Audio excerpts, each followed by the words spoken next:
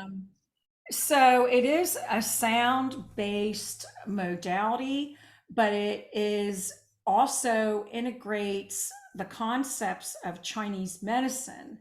And I love that because Chinese medicine does not separate out emotions. Okay, they have an emotion that is associated with every organ system. So as we go over these points today that we're have our forks on as a group, I'm going to be talking about what that point does. And when I get to the liver and I say things like we're putting forks on here because this is where when we're really irritable, when we're really frustrated and all that, it's because in Chinese medicine, frustration and anger is contained within the energy of the liver and the gallbladder. So that kind of stuff, if you take other Acutonics classes, we teach that kind of stuff right away in level 2, the associations.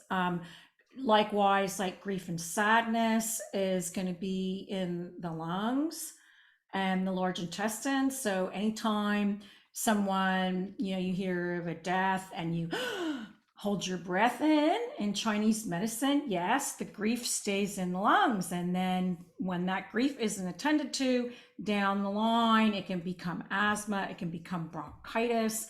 I have people who come to see me, and when they tell me, oh yeah, I always get bronchitis every year in May. And then if I ask them, did something happen in May at any time in your life? Yes, my mother passed away. Boom, there we have it. So I have an extraordinary vessel that I can just put simple forks on and I can release out the grief. And at the same time, it helps her asthma dissipate because really the root cause of her asthma is the grief. See, so that's what I love, love, love about this modality. It does not separate out the stress, the emotions from the physical. It is considered all one. It is considered just a different vibration of the same energy. So that's my lead in for what I normally do, because this is a Zoom class, is I go ahead and I do show you what's up on Google Classroom in case you haven't gotten a chance to get up there. Because we used to make books for the in-person classes, and in the very beginning of the pandemic, I was actually printing the books and shipping them, and then Acutonics said, hey, let's all use Google Classroom, and then this way I could put tons of stuff up here, and you can decide if you want to print things out and make a book, or if you want to download it onto a device and have it there and look at it. So this is the front page of the Google Classroom for this class. And that's the stream page. That's not what you want. You want to click on this thing here that says classwork. Okay. And you can see I kind of try and put things in chronological order, astrologically. My Mercury, I was born when Mercury was at a critical degree, like 29 degrees of Capricorn. So you're going to notice that I'm super structured. I'm super A, B, C, D, E, F. That's how I think, that's how I communicate.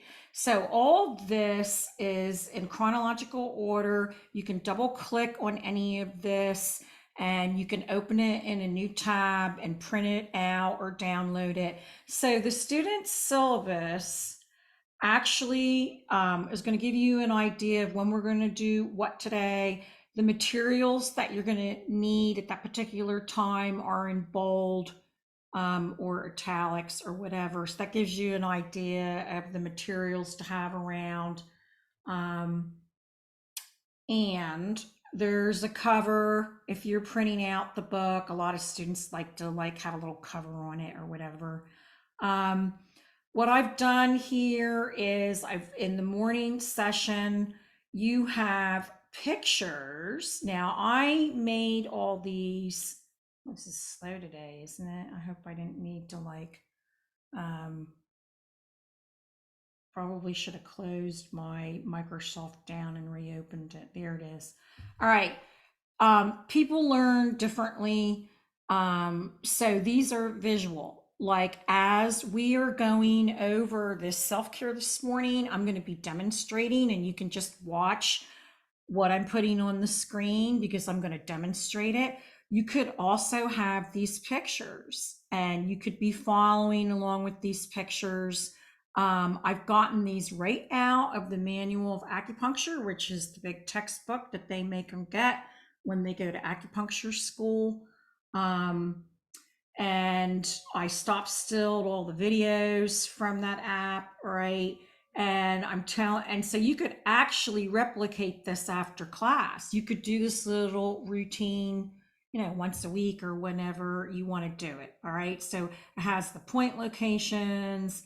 It talks about what they do. We're going to cover this. So there's all your pictures if you're a visual person, either to follow along with today or to have after class. And then you might do this routine enough.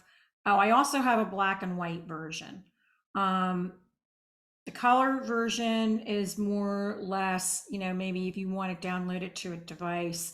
And then this is black and white so that if you want to print it out, it doesn't take all your ink out of your printer. You can always put it on, thumb drive and take it to an Office Depot and ask them to print it out for you too if you don't have a printer. But as I was mentioning, this is a summary. This is just a printed list of the steps so that if you get to the point where you're doing this routine a lot for yourself, you can just have this and be like, okay, what's the first one I do? What's the second one? Oh yeah, oh yeah, oh yeah. So it doesn't have any visuals.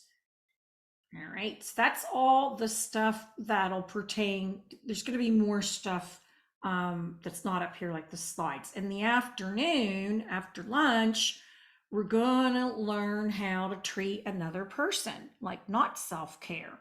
And that routine is also up here with pictures again. So you could have this on a device, and when you give this to each other this afternoon, we're going to be doing it 3 different ways. First, we're going to watch a YouTube video of me doing it to my husband, and there'll be a lot of explanation in there. We'll see if you have any questions. And then we'll put you in Zoom breakout rooms. And those of you who want to give it to your partner right there, you could follow these little pictures to remind you what you're doing. Down the line, if you start giving, you can start giving these routines to people right away after this class, because it's what we're including is a lot of points that give you a lot of bang for your buck and give person a totally balanced tune-up. All right, so this is the 10 steps, just 1, 2, 3, 4, 5, in case you get to know where the points are and what the routine is. All right, there is a video up here on distance acutonics. I don't know if I put 1 or 2. I'm not going to click on it, but you can click on them. I never had a YouTube channel until the pandemic came in. Now I have a Dallas Fort Worth Acutonics YouTube channel. Some of the videos that we show in class are there for the general public. There's playlists for each class. Other ones are restricted, like the one that you'll get of me with the demonstration with my husband. You'll get just the link to that. That's restricted, like the general public doesn't get that. That's what your part of what your tuition is paying for, right? I also put up this list of contraindicated points because as we go over these points, sometimes I'm going to mention, don't put forks here if the person is pregnant. Okay, don't put forks here if they're pregnant because they happen to be what they call down bearing points. They actually pull chi down, and we don't want to pull chi down if someone's pregnant. We don't want to put them into labor, things like that. Okay. So I've listed them there for your convenience because I'll mention them as we go along the way. And any other caveats are here.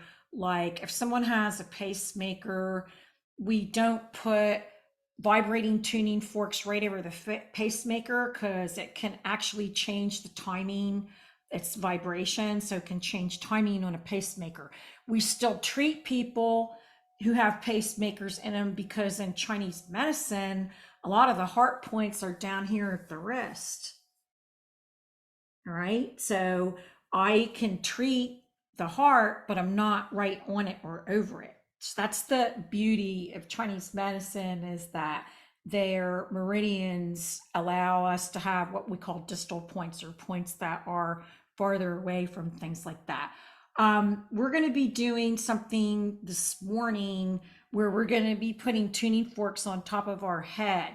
You probably don't want to do that if somebody has epilepsy or a seizure disorder.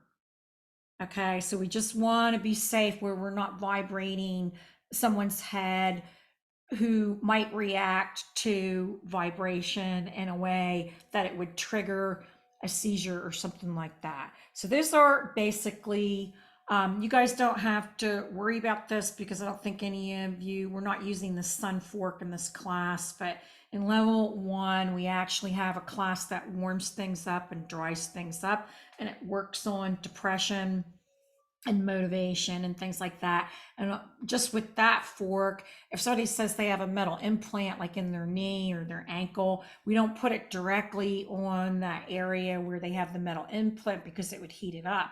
We can put it anywhere else, but we're just not going to put it on the metal implant. Okay. So that's my Google Classroom. And if you have any questions on anything as we go along, feel free to open, um, a mic and ask.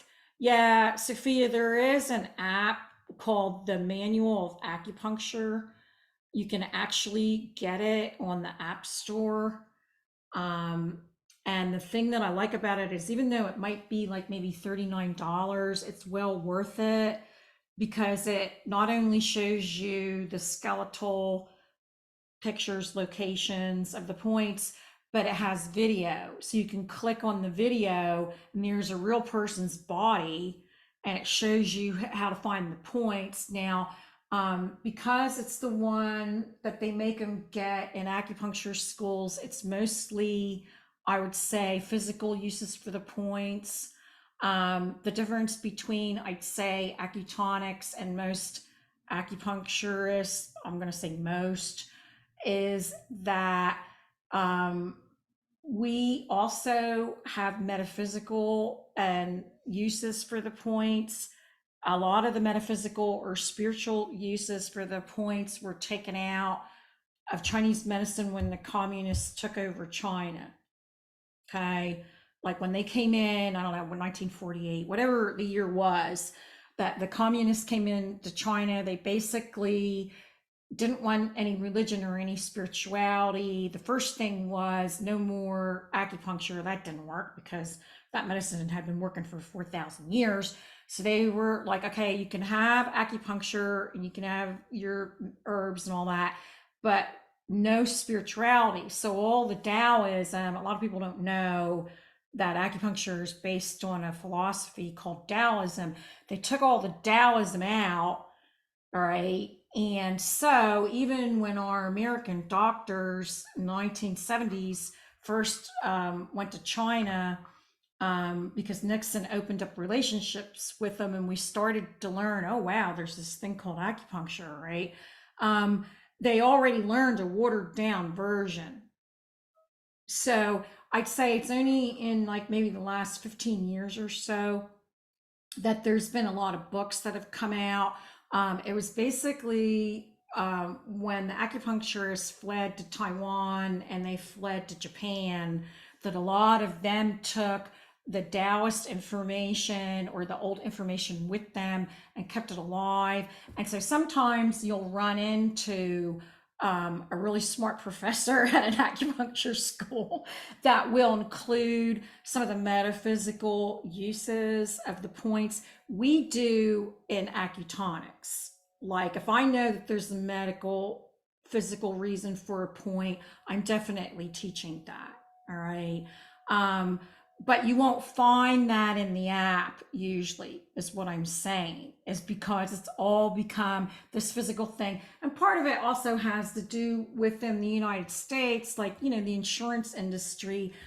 These days, some insurance companies will pay for acupuncture for pain, but they're not going to be apt to pay for a modality that is woo woo. All right. So there's been a lot of watering down, is what I'm saying.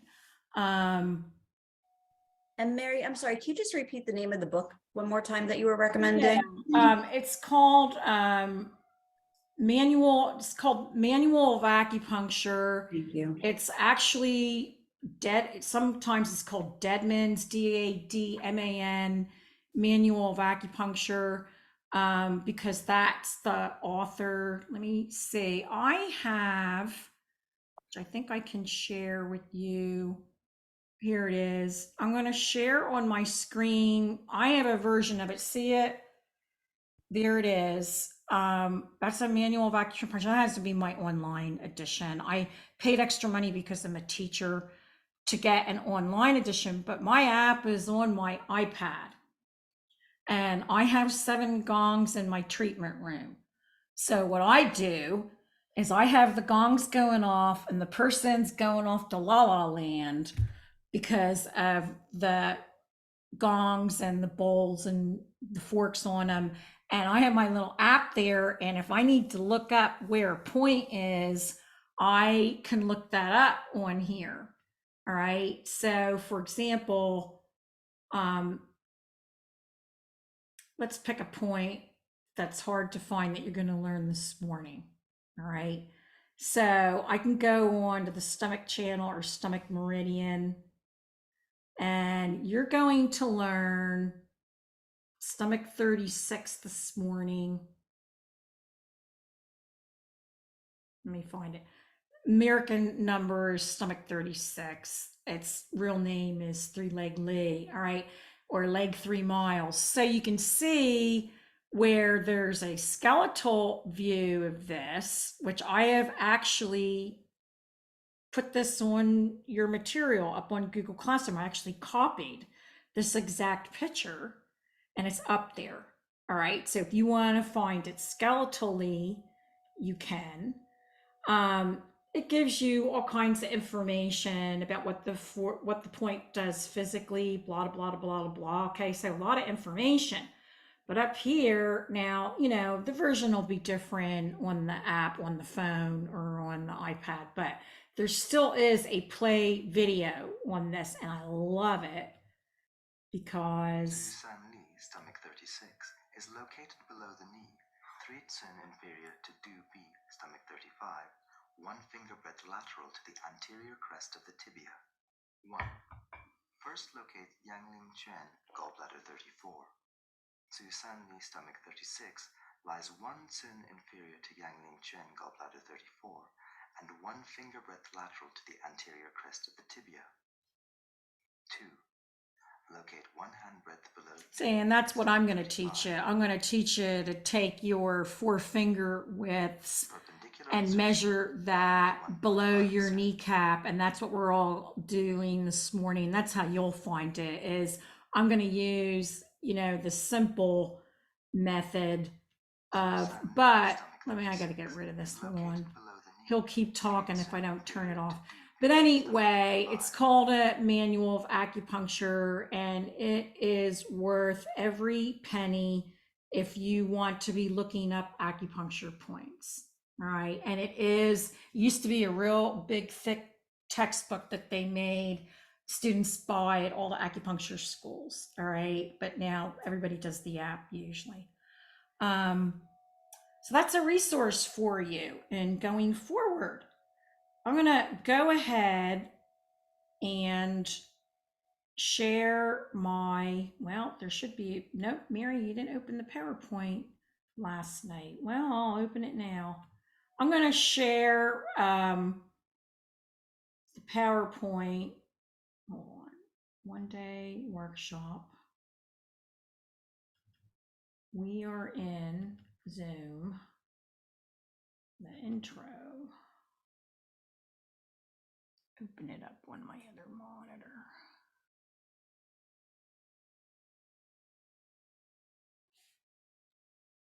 Okay, I'm going to share this. If for some reason you're not seeing it, let me know. Okay, you should be seeing it. I've already kind of covered our agenda for the day. But see, this comes from my advertising years where I was taught to tell you what I'm going to tell you, and then at the end, tell you again.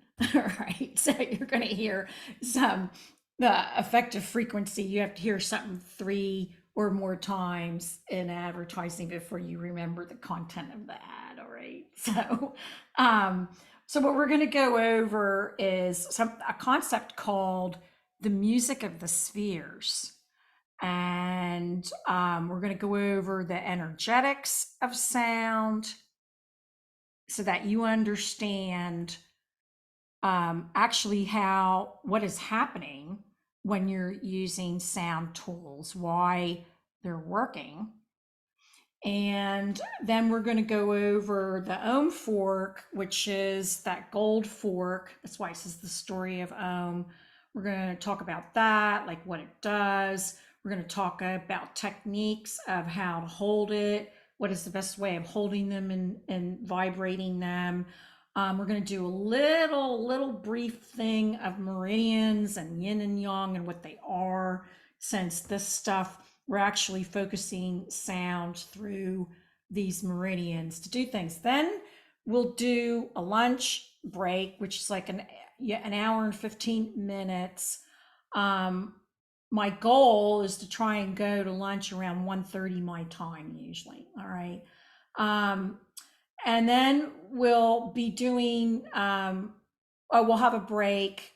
This is this morning.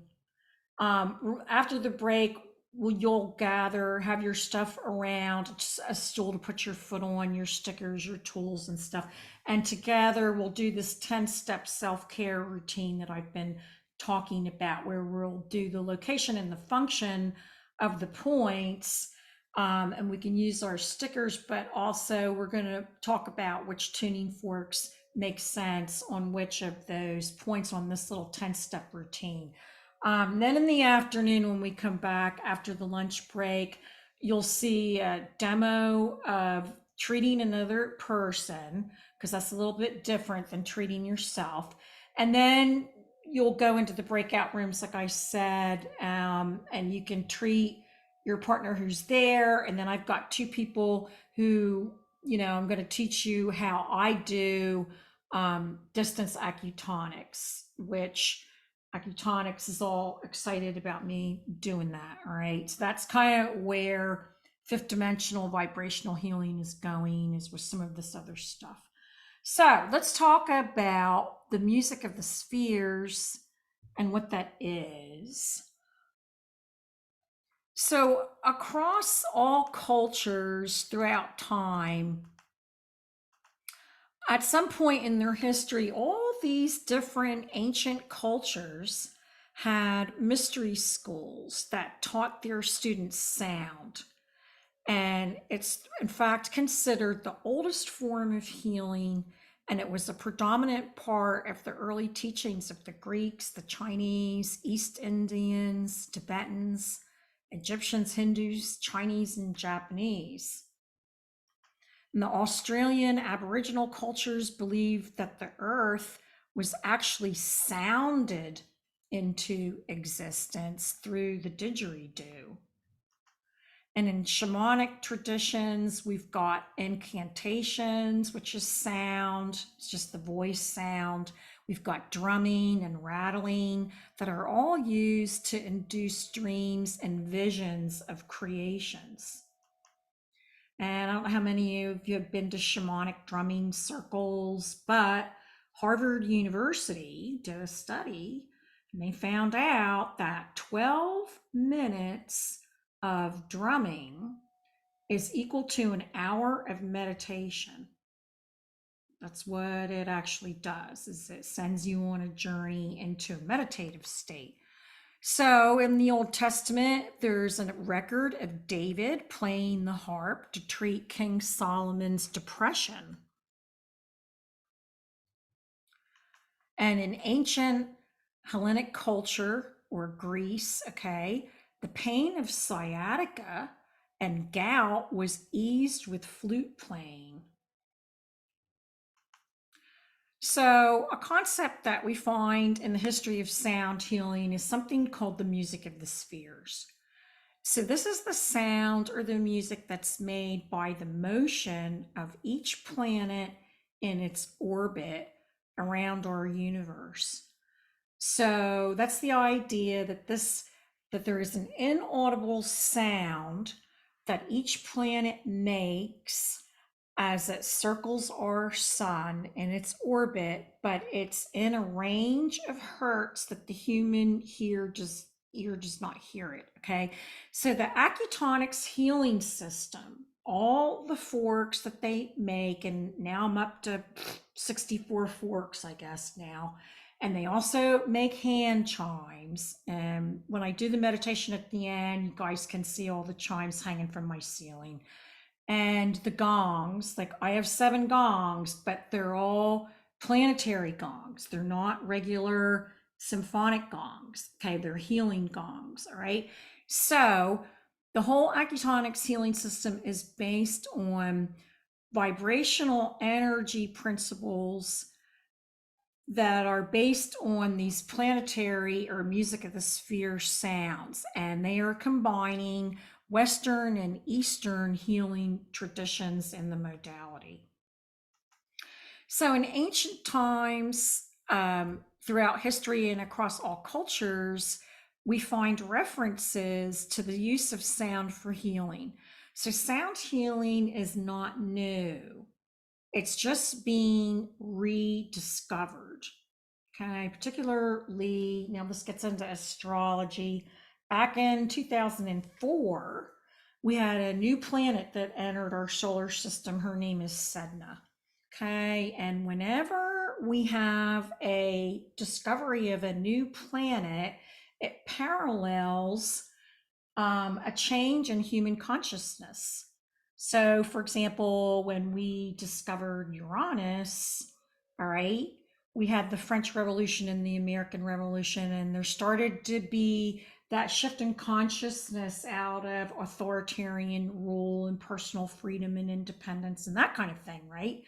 When we discovered Neptune, we stopped locking away our mentally ill people in the asylums, and psychology and psychiatry was born, so on and so forth. 1930, the discovery of Pluto, we were developing the atomic bomb. So that paralleled humans discovering they had the power and the control to actually annihilate with nuclear, but then also the power to transform. Okay, so on and so forth. So the reason why I'm mentioning this is because since Sedna came into our solar system, and by the way, she's a class that I teach, and I have forks and I have a gong and everything for her. But one of the things that she did is she started to accelerate the general public discovering sound. All right. And it's ultrasound. It's the way we use ultrasound. It's the way we're using focused radio waves and all that in our technology. Blasting away gallstones and all those things. Those are all sounds. All right. So that's in regular medicine. But also people started to discover Tibetan bowls, and so in other words, there's been an increase over the years of people discovering. So I just want to make the point that this is an ancient form of healing that basically is just being rediscovered and more incorporated these days. So all our Acutonics forks are color coded. They have heads on them that are different colors. That's the brand. That's how you tell the Acutonics brand as opposed to other brands of tuning forks, because they actually have them patented. Okay, they're the only ones that can have colors. All right, that's because their CEO used to work for Hasbro, the toy company. All right, so anyway, they are color coded and they are based on the music of the spheres. I know when I pick up that pink fork that that's the color that represents Venus. That's the sound of Venus, and it's going to do what Venus does. All right. So today, most people are either unaware or simply ignore how significant or the preponderance of sound within their lives. And this ancient knowledge is even more important in today's technological societies where we are constantly bombarded with extraneous sounds. And sound is also a major contributing factor to our present state of consciousness. So, when we learn to direct sound through our energy centers, and in this class, that'll be chakras and that'll be meridians, to the physical body, balance occurs, which energizes our energy system. And we have greater access to our true essence and its manifestation in our day to day life circumstances. And we begin to direct the process of our life, or our alchemical process of our life. This is a little bit, we're going to go into a little bit very short of sound healing history. I've abbreviated it down to just things that you might need to know or you'd like to know when you're using these tools. Okay, so we have this person called Hermes Trismegistus, and some people date him back as early as 3000 BC, and ancient Egypt. And Trismegistus means thrice great or three times great. And a lot of the information that we have is derived from statements that he wrote in what's called the Emerald Tablets. So modern energetic healing modalities are based on his principles. So here they are. And this isn't just sound. This is like if you're doing Reiki, or there's a lot of energetic healing out there that's based on these principles. But in particular relevance to sound healing with the Acutonics system, number 2 here, the principle of correspondence, as above, so below, is really important because we're going to heal the person, the body, mind, and spirit, with the tones of the planets, the natural sounds of the universe. So that's kind of like an as above, so below correspondence. That the harmony of the universe and the vibrational tones of planets in our solar system correspond to what is in the human or on Earth. So, for example, Venus can correspond with the kidney, and Jupiter corresponds with the liver, and so on and so forth. And they seem to really respond to that. So, number 3 on these principles, all is vibration. So, you vibrate, the seat you're sitting on vibrates, everything vibrates, whether you can see it or not. And everything also has what we call a resonant vibration, meaning a vibration in which it naturally resonates. So you have a resonant vibration that you naturally resonate there. And your resonant vibration can become unbalanced or out of harmony from stress, from trauma, from illness, from environmental factors. There's so many things that can shift you out of your resonant vibration. So basically, we're going to put you back into your resonant vibration. And the idea is once you're balanced like that, then healing can occur. So, number 5 is important for sound because since everything flows and has a rhythm, if you are out of flow or out of rhythm due to stress or trauma, that flow has been blocked or changed in some way. And we can use the harmonious tones of the planets and nature to put you back into harmony again. So when we have this person, Pythagoras, who lived in ancient Greece, and he had three mystery schools. The one was Acouste, where they learned to recognize and apply musical intervals. All right. And then he had his math school where they learned about numbers and individual purification and mental self control. And then he had his Electi school, which was the secret processes of psychic transmutation. But he also taught healing with sound in those schools. And one of the things that Pythagoras said is there are 3 types of music.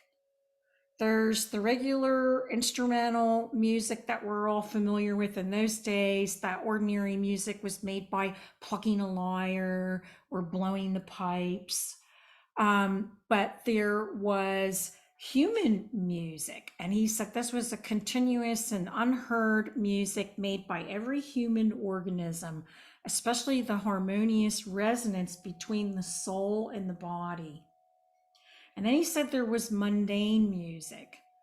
And the mundane music is the music that's made by the cosmos or the universe, which would come to be known as the music of the spheres. This is like a actual like wood carving, kind of showing Pythagoras' most enduring contribution to music theory. So up here in the upper left, you'll see that they're hammering on an anvil, and that's supposed to be Pythagoras getting his idea here. And the theory was, or the myth is that he discovered the mathematical relationships between harmonic intervals. And the legend was that Pythagoras passed a blacksmith's shop and he heard hammers beating out on a piece of iron on the anvil, producing sounds that harmonized except for one. And he recognized in these sounds the octave, the fifth, the fourth. And so the musical scale or the octave and intervals were born, at least in the West. He's given credit for developing them. So Pythagoras believed that these mathematical truths must underlie the very principles of the universe.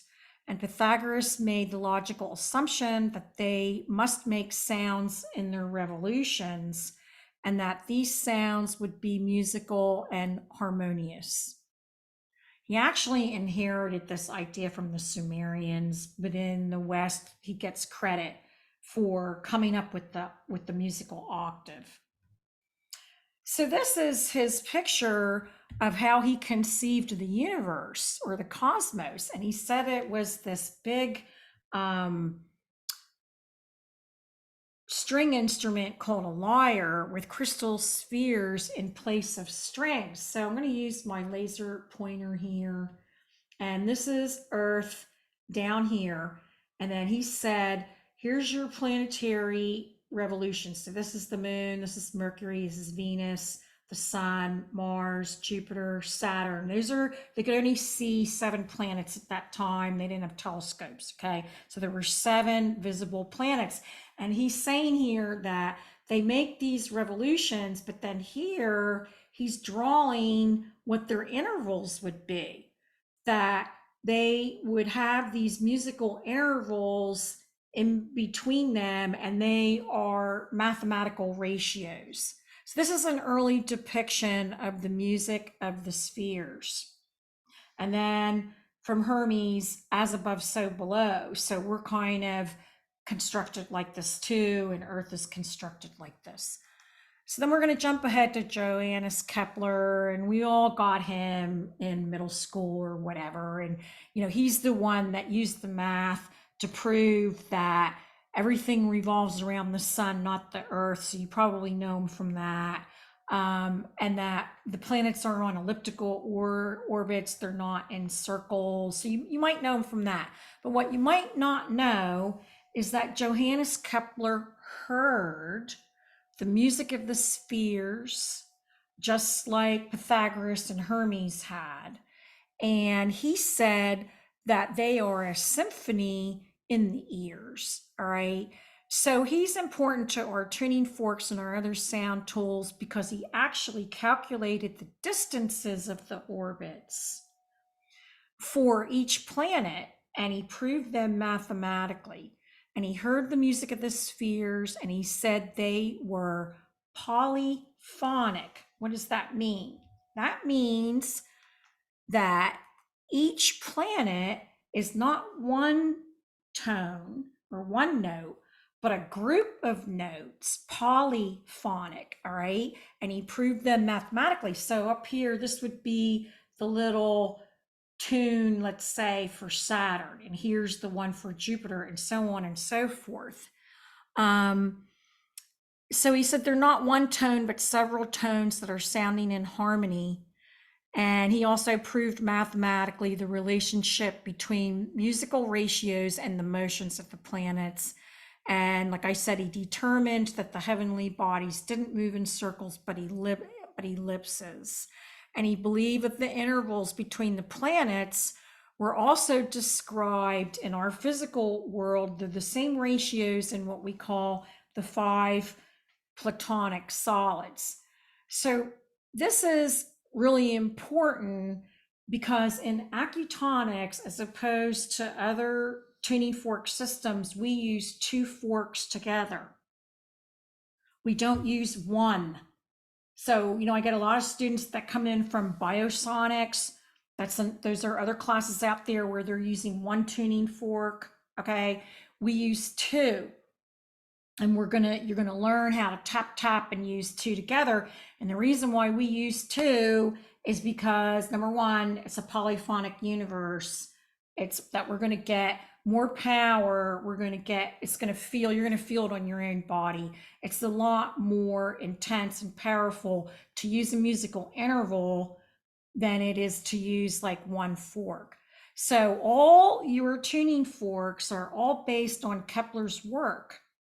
Okay, they're all based on, the math that he did for the distances of the planetary orbits. All right, I think that's all I have to say about that. So now we have a person that is the basis for all the tuning forks. All right, this is Hans Cousteau. He's a freelance scientist who took Kepler's calculations for the orbital distance of each planet, and he converted it into an audible tone. Like we said, we can't hear him, so we have to move him into the human hearing age. And so the Acutonics tuning forks and the other planetary sound tools, like they make chimes and they commission gongs and all that stuff, are all based on the work or the tones of Hans Cousteau.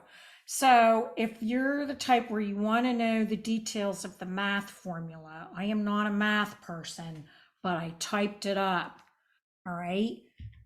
So you took Kepler's, either the time that the planet takes in hours for faster moving bodies like the sun or the moon, or years for the ones that are out there further like Saturn and Pluto, and you convert that time of the orbit into seconds.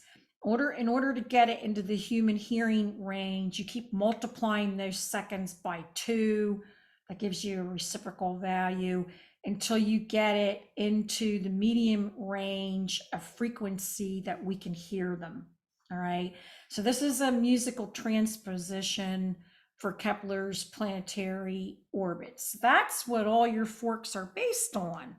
All right. And then we have the Acutonics Institute for Integrative Medicine. That's who I'm licensed to teach for. That's who I've gotten all my training with. All right. They used to be called Kairos Institute for Sound Healing, and then they changed their name in 2014 to reflect what we really do. Okay.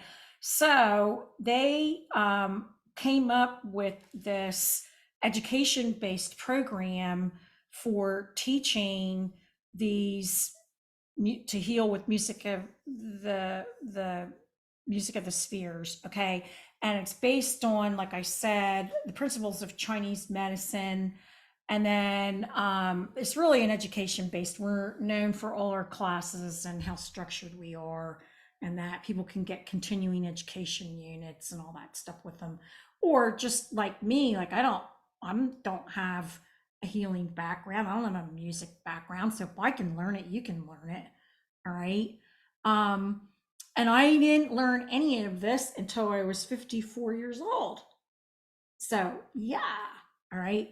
So, they also calculated frequencies for some new planetary bodies that Kepler hadn't done. All right. So, like in our level 3, we do Chiron. We've got Chiron forks. I have the Chiron gong because of the kind of work I do, because it has to do with wounding, it has to do with, yes, physical wounds, but also emotional, spiritual wounds that people need to get over. Okay.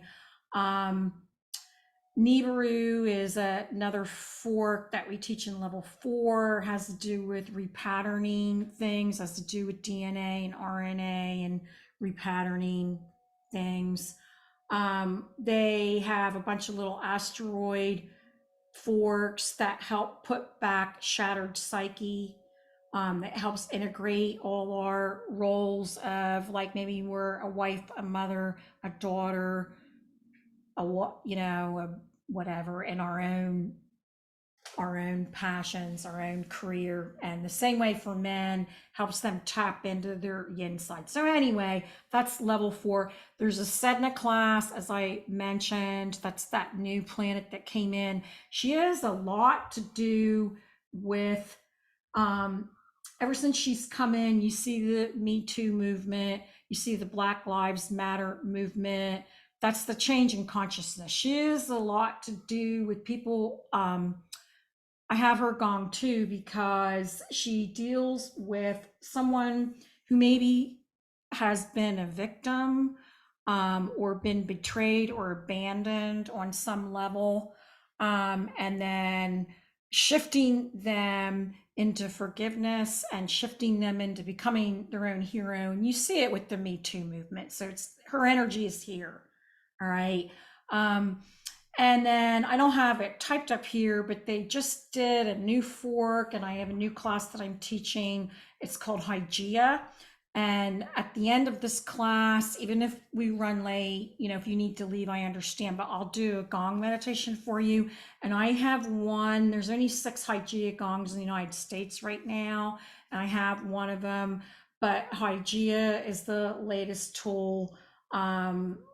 She has to do with uplifting ourselves, out of our patterns and all kinds of things. She's very interdimensional. Anyway, having the proper hygiene, and she has to do with preventative and integrative medicine. Okay, so as we've discovered her more and more, you're seeing a proliferation of integrative and preventative medicine. So like I said, they developed all the methodology, and they developed a certification program. So you can take one class and just go run with it, and use all this stuff, or you can take other classes depending on your interest, or if you want to, you can become certified. So it's just whatever you want to do. Sound healing today. Music, we're finding now, there's been a lot of studies that it calms, music sets our mood, it calms us, or it can make us edgy. If we want to clean the house, we'll put on something upbeat. Okay. Um, it eases depression. It can get us moving. I mentioned they're using it to shatter gallstones. It reduces muscle tension and trauma. They're using the classical, very structured things like Mozart to enhance learning. Tibetan bowls are being used in cancer therapy. And then in this modality, we're using tuning forks on acupuncture points and chakras, but also in the field, especially in my level 2, we've got a lot of tuning forks that don't have heads on them, and we do sacred geometry in the field and all that stuff. All right. Or you can put them directly on points of pain. Okay, so if I were to summarize this background history, there is an interrelationship between matter or structure and sound, and they're all in the same mathematical ratios. This same relationship is found between the planetary orbits and the sound that the orbits create. And when we're healing with the natural music of the spheres, this is really an ancient form of healing, and it's merely being, it's been rediscovered, let's say. So now that we know the background on sound, we know kind of how our macrocosm maybe is structured. How do we apply that to healing? Well, we have to take a look at how the microcosm of how sound works. Right. So this is my section on how things work. All right. So what we've got is we have Earth is really a water planet. We've got 70% of the Earth's surface is covered with water. About 96% of that is in the oceans, and then the rest is all in our lakes and our rivers and our streams. And water constantly moves. And what we have is we have free-flowing waterways where the water just flows. And then we have places where there's energetic blockages to the flow of water. So like in this picture, you see the log is in there and everything has to move around the log, the rocks. All right, so those are energetic blockages. And we also know that we can control the energetic flow of water. So we can do that with our dams, in our dams, we actually are taking water and we're creating electricity by the way we're controlling the energetic flow of water. And this is actually yin is creating yang. Water is very yin. Okay, it's watery, it's dark, it's cool, it's moist. These are all your characteristics of yin. And we're taking that water and we're turning it into yang, which is electricity and action and motion and heat and all that. Also, Earth is a watery planet, and water is the force that created life, supporting evolution. But our seas and our oceans got the material it needed to make life actually from the comets that came in and bombarded Earth and left us with, the different chemical elements, the carbon and this and that it takes to create life.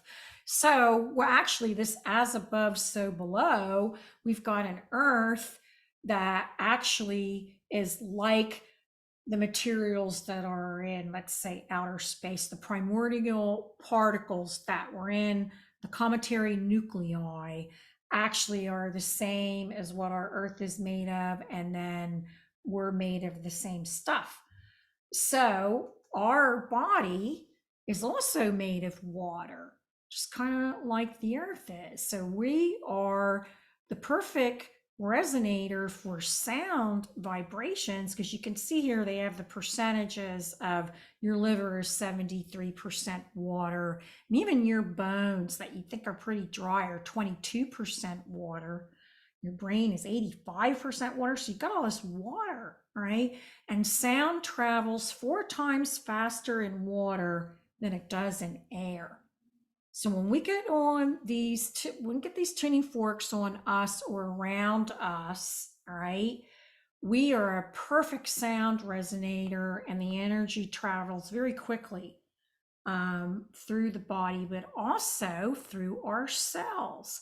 Because what we have found out is that on the cellular level, we also have water, that all human cells incorporate something called aquaporins, or little water channel proteins, into their cell membranes. So when we're using sound, the cells will absorb that as well, and they will react to what is happening with sound as well. So the energy pathways and energy centers of the human body, just like the water channels on Earth, can be blocked, and they may need clearing to restore to the balanced state of the flow and the circulation. That's all we're basically doing, is when we have stress or we're ill or whatever, or we have an emotional issue, our free flowing meridians of energy in the body get blocked, and basically we're going to unblock them and let them flow again. And so the energy pathways in and on the body have gates of entry and exit. And that's what these acupuncture points and chakras are.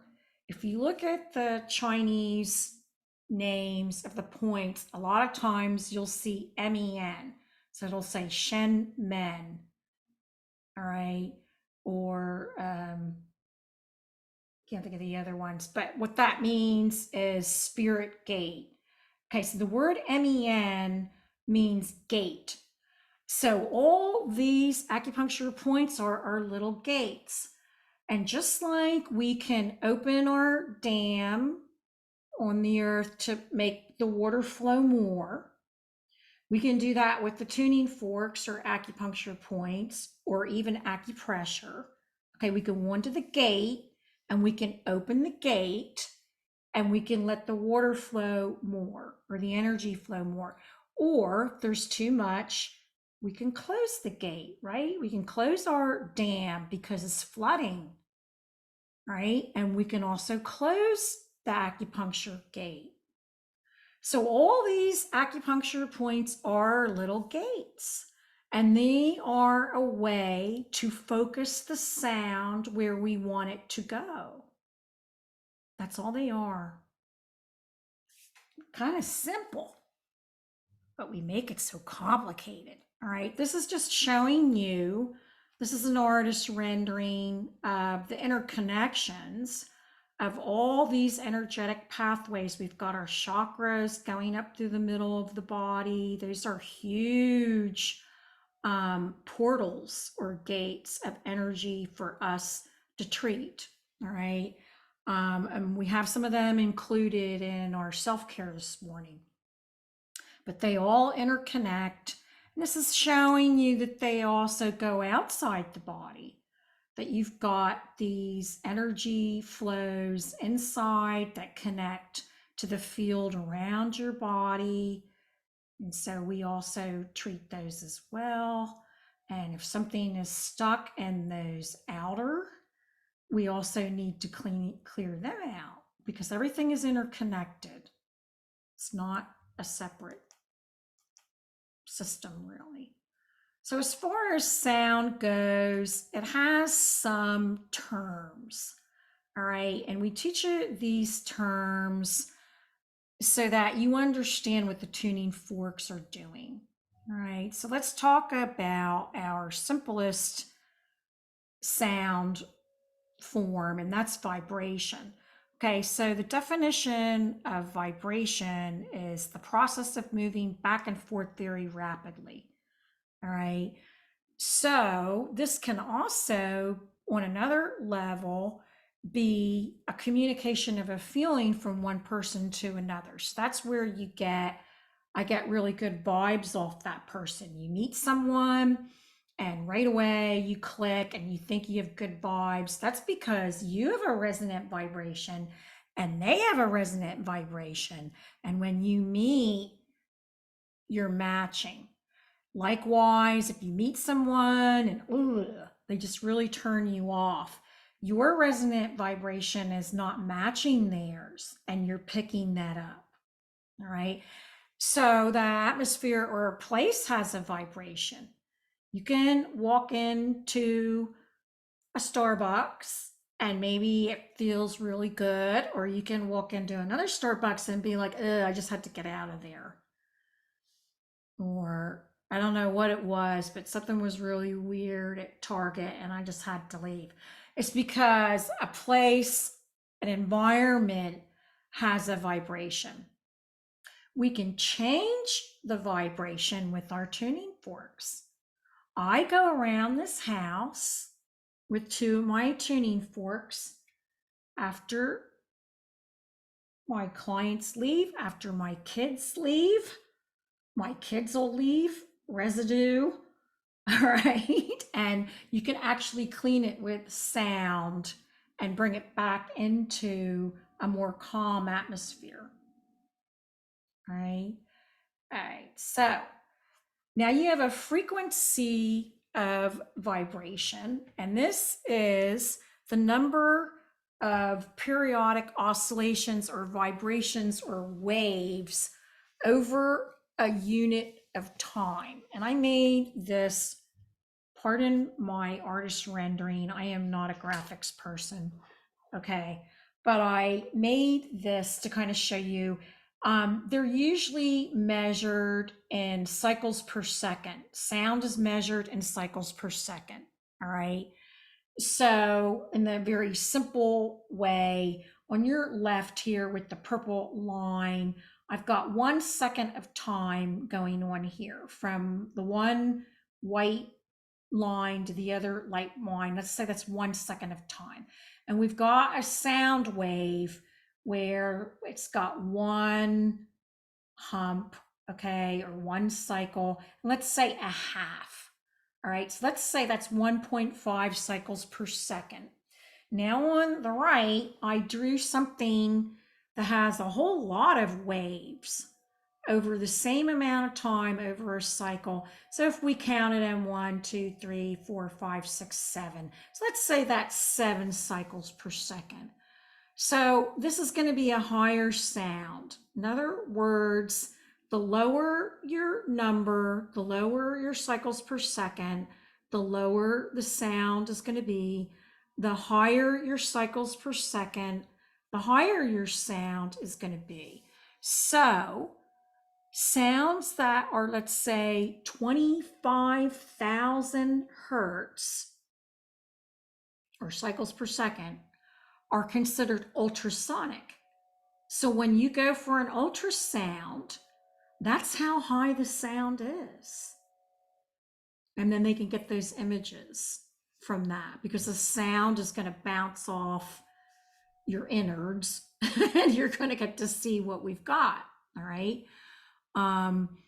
Below 16 cycles per second are considered extremely low frequency.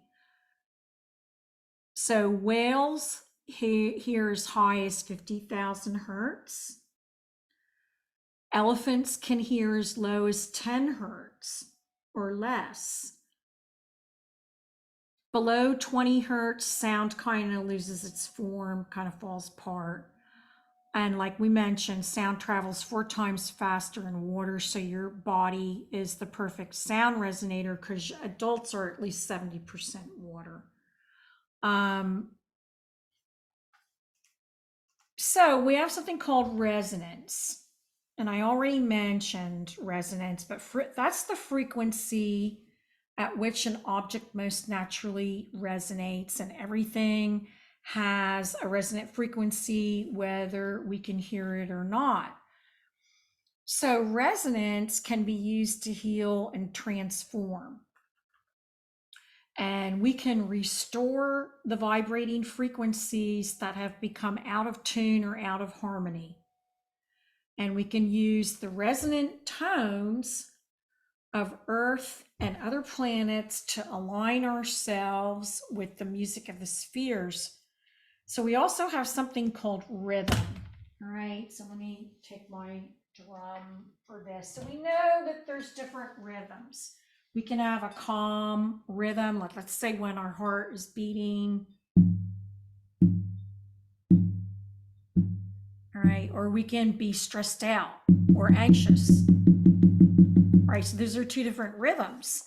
And your rhythm can get out of harmony. So what we can use is we can use sound to put the rhythm back in, okay, or the rhythm back in it's the way it's supposed to, the way it's unstressed, right? So you have a lot of rhythms in the body. You have a digestive rhythm, you have a hormonal rhythm, we have all kinds of rhythms.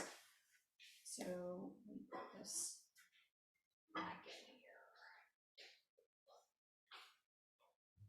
All right, and the way that we do this is through entrainment.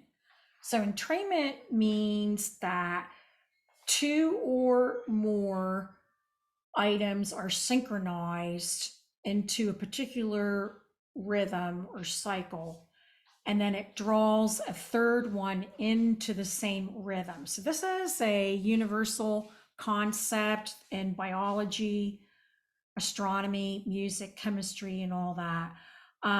So I put the example of the pendulum clocks up on the wall because there's a phenomenon where when you first put them up, all the pendulums are going in a different rhythm.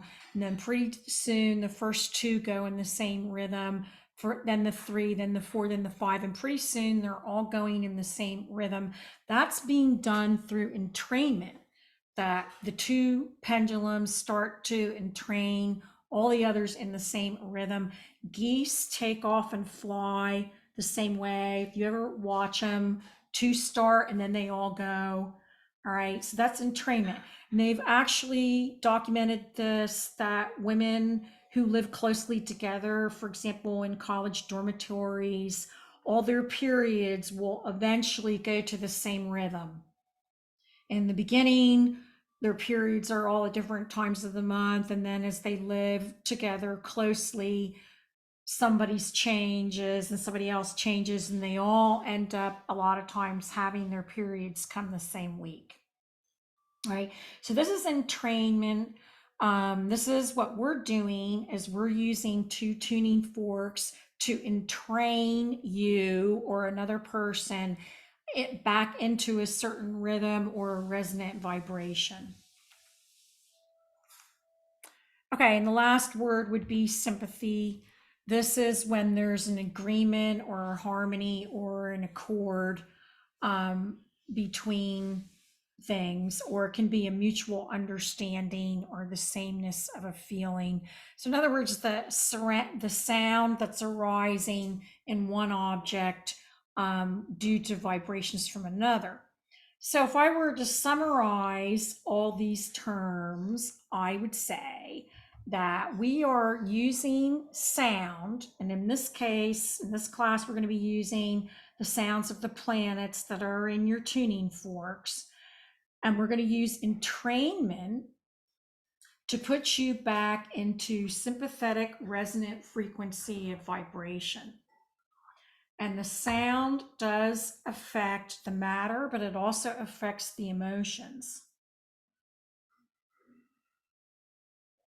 The water content of the body makes the vibration move 400 times faster than in air. And sound also takes you on a journey to remember how to be whole or to remember how to be balanced. It's very, very relaxing. So just like, if you've ever heard a song from when you were young and automatically you just get taken back to where you were when that song was popular, who you were with, the emotions you were feeling. That's the same thing that sound does. When I give a person a full session, they look like they're sleeping. They are not sleeping. All right. The sound has taken them on a journey to another state of consciousness, and Western would call that delta brain state of consciousness. And they are whole and they are healing.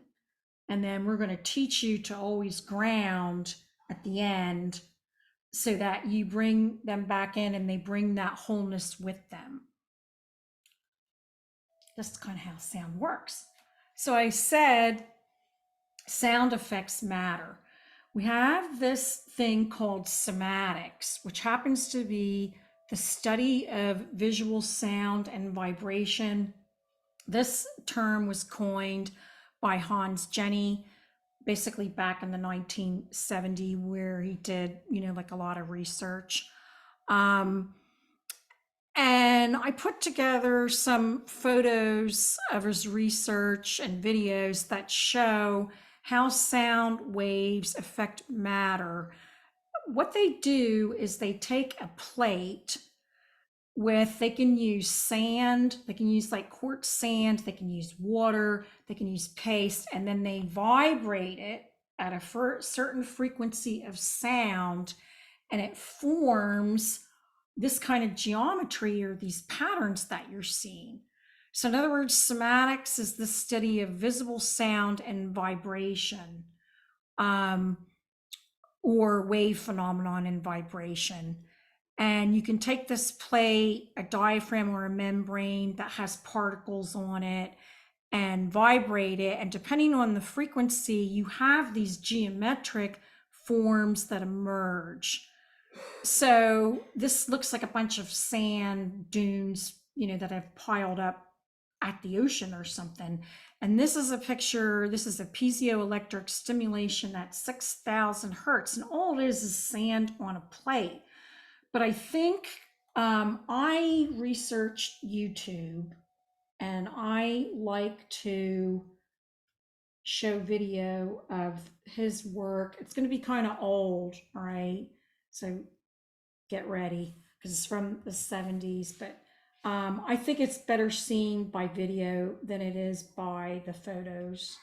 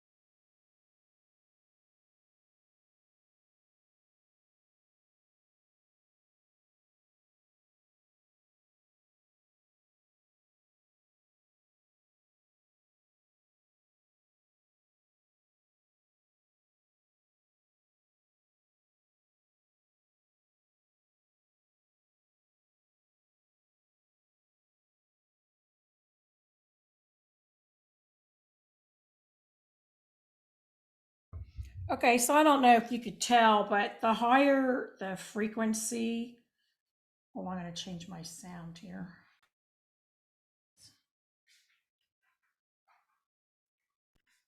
Can I hear myself? Okay. The higher the frequency, the more intricate the pattern becomes. All right. The lower the frequency, but it is considered sacred geometry. Okay. So the sound is actually forming these different geometric patterns. And that's something that we actually are doing in our level 2 class. Right. Let me see where I'm at here. Hopefully you didn't get too much of an echo on it. What is that? I know I am. Okay. So sound can actually affect matter, whether it's sound, tones, music, or even spoken words. And I think these days a lot of people are familiar with the work of Masaru Emoto, but he was in Japan and he did a lot of work with, he explored the relationship between human consciousness and the molecular structure of water. And he basically demonstrated that what we say, think, and do or our actions have the ability to impact matter at every level. So you can kind of see where on the left here at the bottom, they took tap water before and after remote prayers. And after they sent the prayers, it's all structured and it's all nice. And so the whole idea is that your thoughts, your intentions, your even your spoken words can affect matter. All right. So here they have gratitude and love on the left. When that's expressed, it's this nice structure, this nice crystal. And then there on the right, when you have hate and that is expressed, then it's all chaotic and there's no structure to it or anything. So you have to remember that we're primarily made of water and that even the words we speak have such an impact, and the language we utter, the tones, the intonation of our voice is going to affect the water within us or within the other person, and the internal and external environments are impacted. Okay, so we're going to get right into the forks. So if you have your forks around, we're going to start talking about the forks here. All right. So that was enough of that theory. All right. We're going to talk about the ohm fork. All right. So this is the, they call it gold. This is the gold fork. And for this class, you have two of them that are identical because we're going to be using these two together. Like I mentioned, this is a modality where we're using two forks, not one, right? So this tone represents the cycle of the Earth and its orbit throughout the sun during the 4 seasons. Oh, what is she saying? Well, here's what it is. All right. Every year, the Earth goes around the sun. It takes 365 and a quarter days, and it gives us the 4 seasons, right? So when you're using the sound, the only keywords that you have to remember is grounding and balancing. All right.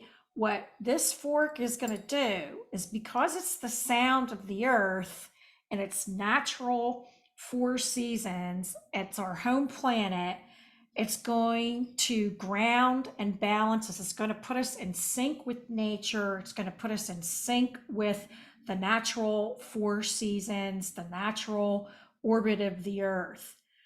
So let me go back to this. Whoops.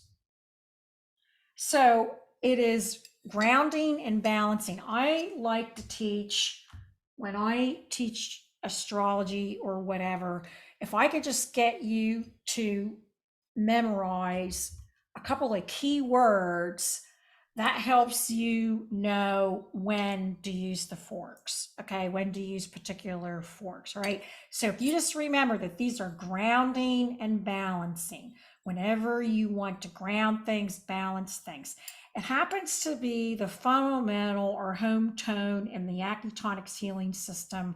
Well, what are they talking about? They're talking about that we end up using one of these and then we can put it with a colored fork and it gives us an interval. So that's what they mean is it's the home tone, it's the lower note.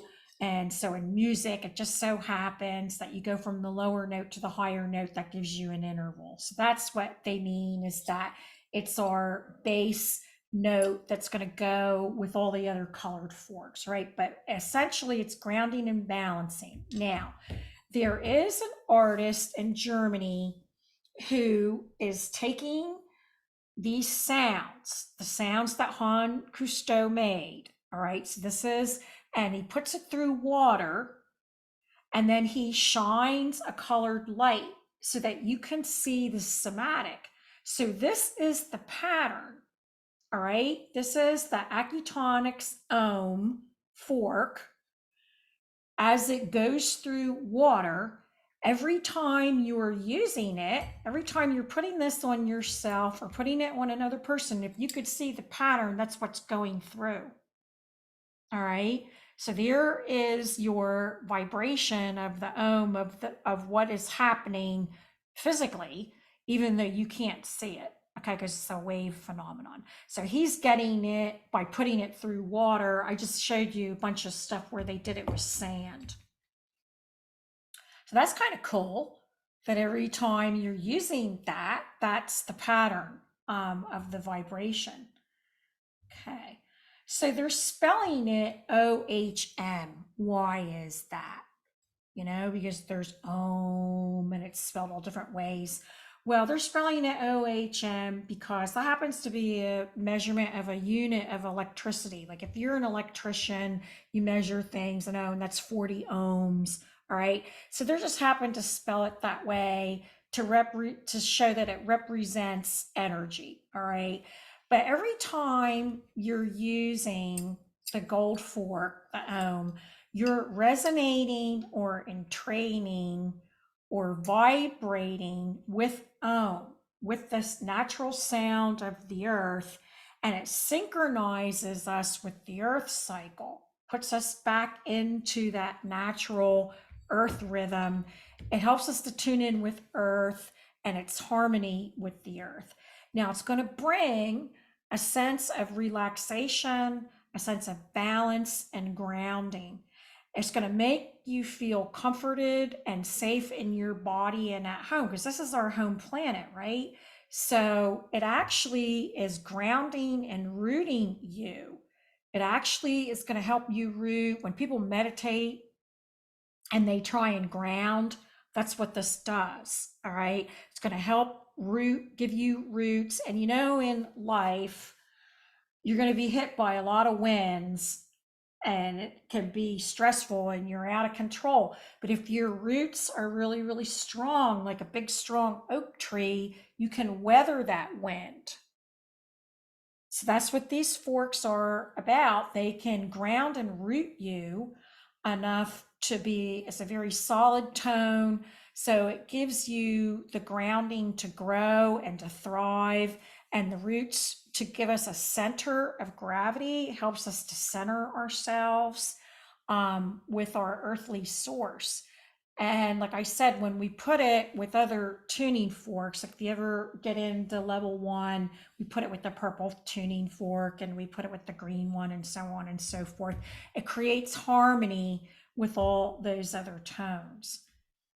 So they look like this. Like I said, we're going to use them to balance and ground energy. And we can treat a lot of different things because a lot of things are just imbalances. That's why I teach this class with, if my students can't afford anything else, they just get 2 ohms. That's what they start out with. Because it's going to do a lot of things. It's going to put things back into balance, which is what we want to do. Um, I don't think I have anything else I want to say about this slide. Anyway, we're going to use the two of these together, even though they're identical. When you use the two together, that's called ohm unison, because you're actually taking the same sound and you're uniting them. And what this does is this is going to reinforce your original intent of the balancing, the centering, the rooting, the grouting. And so the two medium, these are medium length, okay, or medium octave. Gold tuning forks. This is, the ohm unison is what this is. Now, I've encouraged a lot of you to get the pink and the red ones. So I want to talk about them for a minute. Come back here. Okay. So there's a set called Mars and Venus, and it's the mid red one with the mid pink one. Okay. And if you can remember, Mars kind of makes sense. It's that it looks like a red planet up there. Um, and pink is like the planet of love and all that. So that's why they did them the colors that they did, so that you can remember Mars and Venus. And this is a perfect fifth. All right. So in other words, these are two different notes on a piano. The Mars is the longer. If ever you want to know what is the lower fork, you can always take your forks and you can stick them on a, flat surface, and whichever fork is taller or longer is the lower note, and the one that is shorter is higher. All right. So that's a way of knowing. All right. And there's a distance between the two of them, and that makes in music what they call a fifth. Now, it's really hard in music to get what they call a perfect fifth. But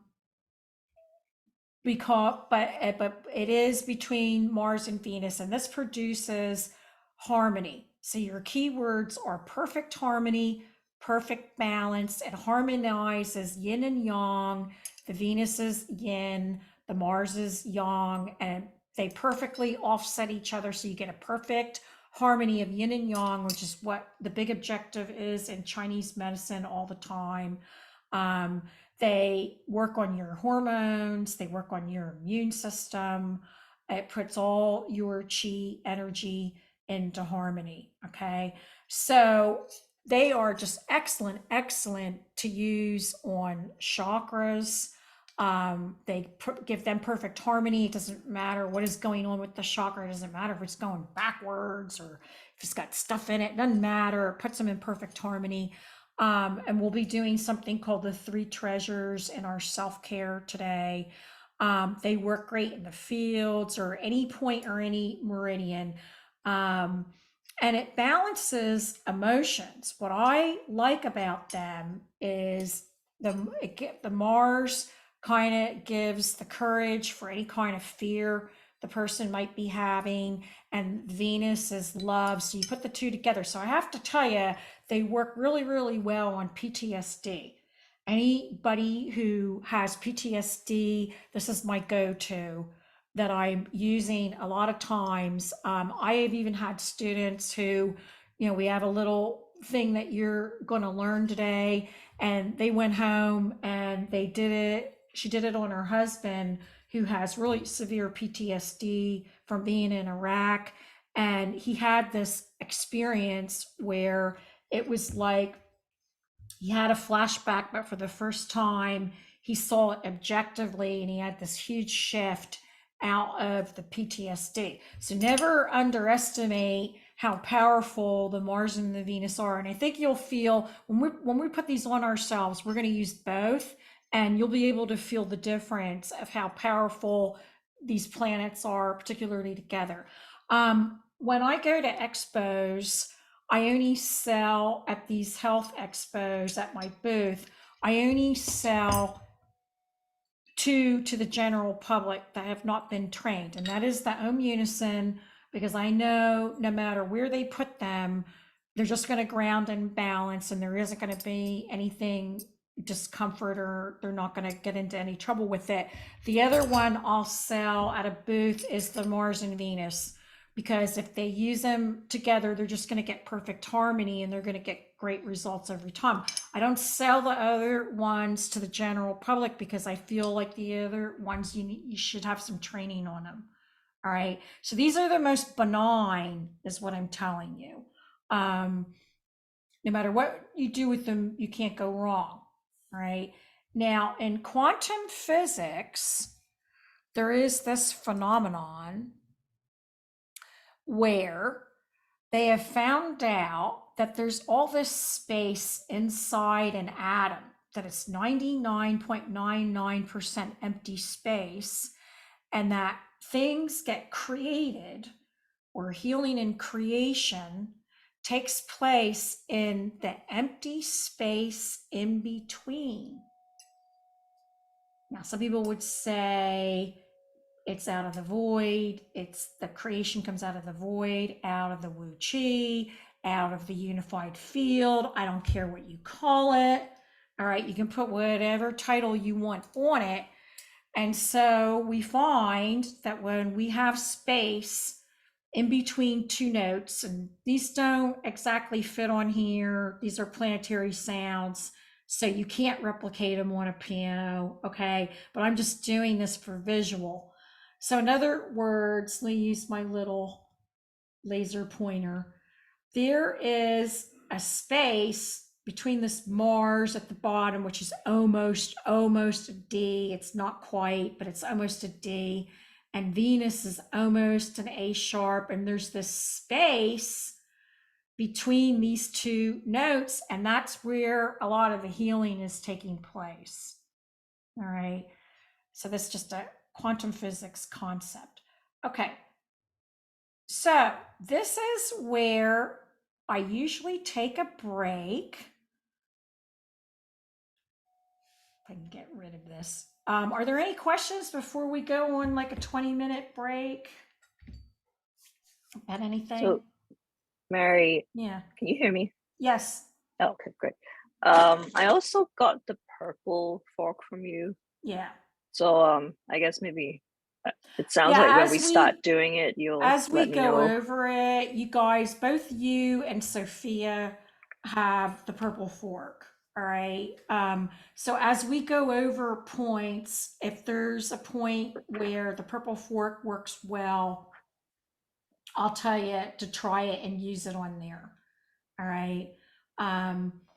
Because your key words for the purple fork are relax and sedate.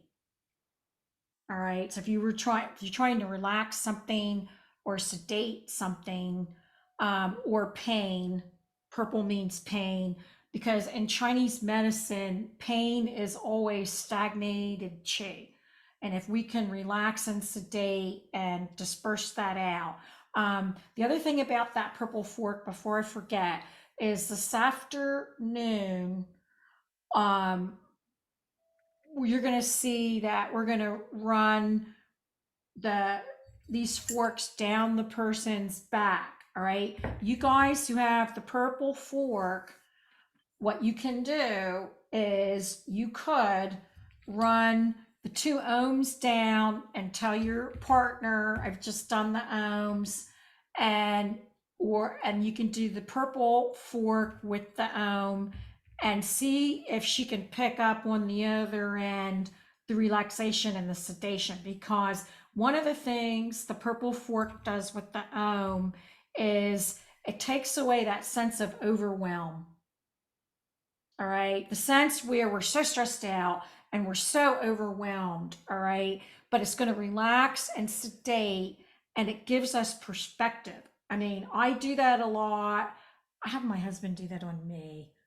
I'm like, will you run these down my back? And so I'll just like, oh, I don't know why I was so stressed out, because it like gives me perspective. All right. So if you have these other things, I'll tell you where you can apply them.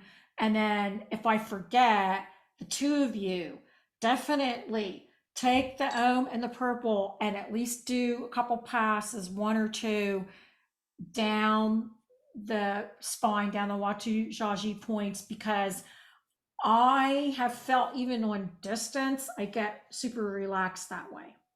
So, all right. So we're going to, more questions. And who else had a question? Anything? Jana, did you have something? No, I think I'm good so far. Thank you. Okay. Because what we're going to do is go away for 20 minutes. And when we come back, we're going to do the self-care. So you're going to want your tools and your stickers and all that. And for the self-care. So come back it's going to be 20 after 11 my time. Okay. And I'll just remind me to turn the recorder back on when we come back. All right. Okay, so this is going to be we're going to go into our self-care. So if you've got your tools around, that's great. Something to put your foot up on. If I sent you stickers, that's good. We have, and I'm going to be doing this portion. I'm going to be going back and forth between spotlighting this chair that you see here with things, and also some slides. It's a little bit back and forth, but hopefully you'll be able to follow what I've got on the screen. I have a few slides, very few, just about basic Chinese medicine, because that's how we're focusing our sound. So I have a different mic setting on here, so catch this up. So the main theme about, let's say, Chinese medicine as opposed to Western medicine is that it's about diagnosis versus another term. All right. So in other words, Western medicine really excels at diagnosis. And diagnosis means to split in two. If it's not this, then it's that. If it's not that, then it's this, or it's this, right? So they're really, really good at getting it all the way down to there's a tiny little aorta in your heart that needs a stent, or, so they're really good at when you need to go inside and open up the person and diagnose something. They've got all these machines in diagnostic, and that means to split in two. The only problem about that is that then they become very, very specialized. So in other words, you've got the heart doctor that just does heart, and then you have the doctor that just does diabetes, and then you have the person that does the muscular system or the immune system, the rheumatologist, and nobody's talking to anybody. All right. So there's this problem of integrating. The person is pretty much left to integrate their own stuff. All right. It's a little bit more of a mechanistic, or what we call Newtonian science viewpoint, that the body is a machine, and we have doctors who specialize in certain parts of the machine. And if one part of the machine breaks down, we diagnose it, we figure out what it is, and we fix that. But it's kind of done in isolation. Now, the kind of medicine that Acutonics is based on is more based on anamnesis. Okay, so anamnesis is not diagnosis. Anamnesis means remembering the whole. So what's happening here is we want the person to remember how to be whole. And we treat the person that has the problem, not the symptom of the person. So for example, like when I told you in my upper classes, I'm teaching students to go to figure out what is the original fracture. What is the original fracture? So I had someone come to me who had Lyme's disease. And, for years and years and years, you're just treating like symptoms and all that. And I'm not saying that Acutonics solved her Lyme's disease, but we were able to get her to sleep and to relax and to be out of pain for the first time, because when I asked her, when did the Lyme's disease start? How did it start? It turns out she had gone to Africa and her guide had a hunting accident and he got shot in the chest, and she was the one that had to put her hand over the blood that was running out. She had a cut in her hand and she got African's Lyme's disease from that. But what I was able to treat was the blood trauma of the accident, which was the start of the whole Lyme's disease. Okay, so we got a shift in her abilities to have things work for her, let's say, with her ailment. So that's not unusual in this modality, because we're going to do things to help remember how to be whole instead of treating symptoms. Right. All right. So having said that, Chinese medicine goes back to, there's Lao Tzu, lived about 3000 to 4000 BC, is considered the father of Taoism, considered that he discovered, or he's credited discovering, the cyclic pathways of energy in the human body that's called meridians, and that these meridians or channels reflect the cyclic rhythms and patterns of the planetary energy that also flows in the heavens, and that these also reflect meridians to reflect the cyclical patterns of water and energy that flows on the earth. So again, it's kind of like an as above, so below. It's correspondence theory. All of Chinese medicine is kind of correspondence theory. So Taoism, I always have to tell people, it's not it wasn't based on a religion necessarily. It's a philosophy about being close to nature. All right, it has more to do with being whole and being one with nature. Taoism contains the theory that the human is a microcosm of the earth and the heavens, and that humans are connected to the earth and natural sources of energy like the planets. So it kind of dovetails pretty well. I don't go into this in any details. This is just to let you know that there are 12 primary energy meridians in the body in Chinese medicine, and they run certain places, and they occur in yin and yang pairs, that they actually have one works yin energy and one works yang, and they work together. So these traditional Chinese medicine, TCM stands for traditional Chinese medicine. Qi is considered a life force energy that flows through a healthy, balanced body. The energy flows through the channels or the meridians. They're synonymous names for the same thing, that are basically just pathways in the body for the energy. There's 12 major pathways or meridians that happen to correspond to major organ channels of energy. So in other words, there's a kidney meridian that corresponds to the kidney. It doesn't necessarily mean that you're treating the kidney. You're treating energy that corresponds to the kidney, and it can affect the organ, but it's not like Western medicine where they're actually on the kidney. All right, so it corresponds to the kidney.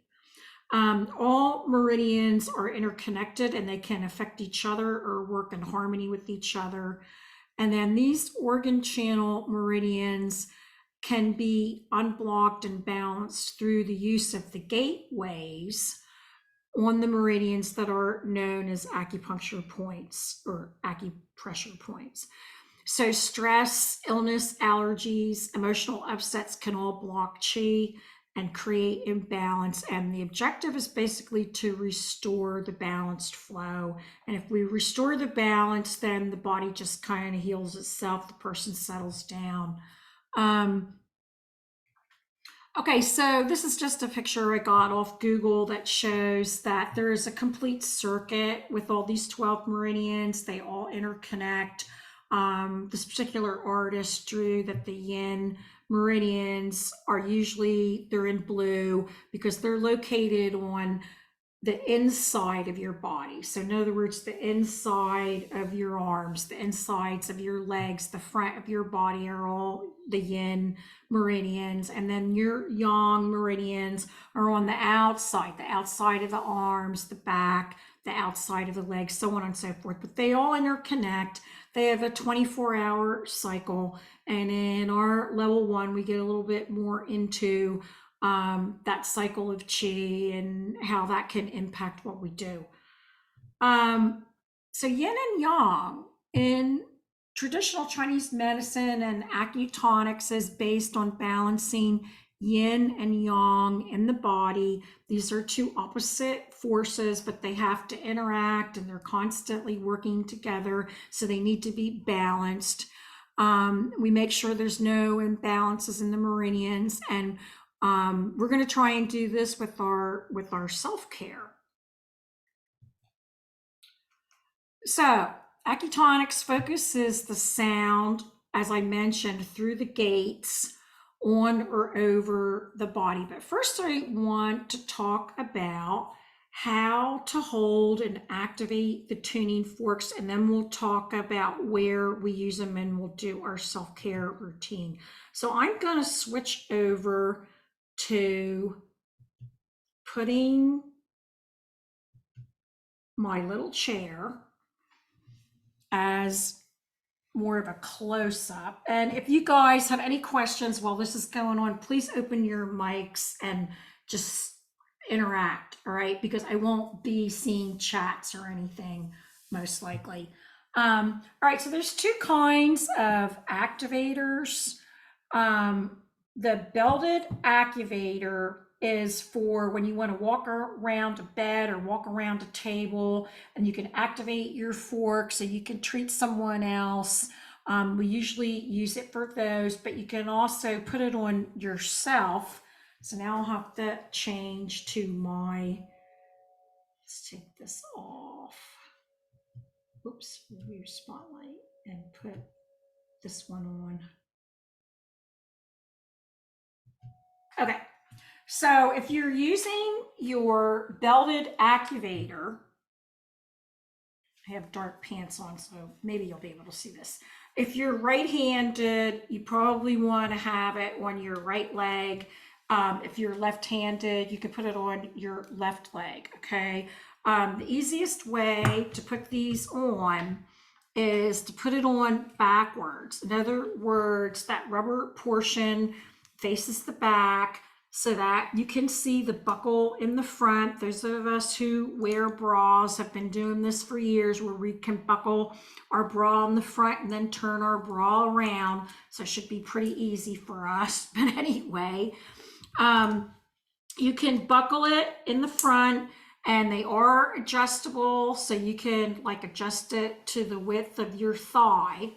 And then once you buckle it, you can turn it around so that that rubber portion is towards the front, but you want to put it a little bit to the outside, all right, because you're going to be hitting your forks on there towards the outside a little bit, all right? And you probably want to put it where on the thigh? Well, if you take your forks, all right, probably want to have it at the level so that you're not leaning forward.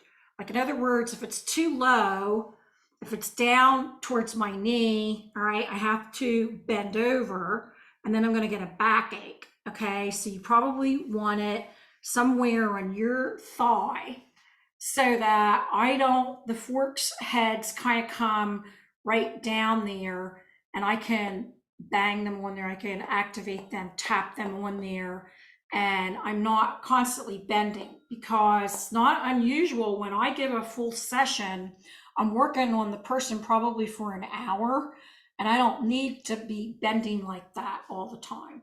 All right, so that's kind of like where you would put your activator. And then if you're treating yourself, you can just have that on your leg, all right? And I can just tap, tap, and then put the forks on myself if you've got a belted activator. All right, so that's how the belted activator works. Now, if you switch over to the other one, spotlight. Okay, so if you have the tabletop activator, this is kind of made more for self-care, with the idea that if you want to have this on a chair or you want to have it on a table somewhere, it's soft rubber. It's made, to activate these things. So I can just tap these on here and then just put it, on my body that way. And it's not on my belt. You can do it any way that it works for you, whatever you have. Probably what I'm going to do to demonstrate how to tap these and hold these is, I think Zoom picks it up better if I use the tabletop to show this, but you can do the same thing on the belted activator. All right, so maybe I'll put the belted activator down here so that you can see I can do the same thing on the rubber portion on there. All right, everything's backwards on this iPhone. Okay, all right, so let's talk about the best way to hold these forks. All right, so what you want to do is, all the tuning forks have a U at the bottom of them. Where's my camera? I am cell phone. Well, anyway, getting the right angle. Well, I might do it up here because the cell phone is showing me things backwards and I don't like that. So I'll do it up here, how to hold them. All right. All right, you should be able to see this. All right. So, there is a U on every tuning fork and they stamp it with Acutonics. And you can put your thumb and your forefinger there, and you can put your whole fist on the rest of it if you want. Our only point is, if your fingers are too high, if your fingers are up here on the stems, you're going to dampen the vibration. The vibration isn't going to be as strong as you want it to be, and it's going to dissipate faster than you want it to. All right, so you want to try and keep your thumb and your forefinger is down there on that U, and then the whole rest of it, if you want to grab the bottom of it with your fist, that's fine. All right, so you'd be taking your ohms, or you can take your Mars and Venus, whatever you've got there, but we're going to start with ohms because we're going to start with grounding. All right, and you would hold them the same way, and the action, and I'll switch to the other thing that you can see, the activator, is going to be a wrist tap. It's a quick tap. It's not a bang, or anything. It's going to be a quick tap, and I'm going to show you two different ways of activating them, and it's going to depend on which way you prefer.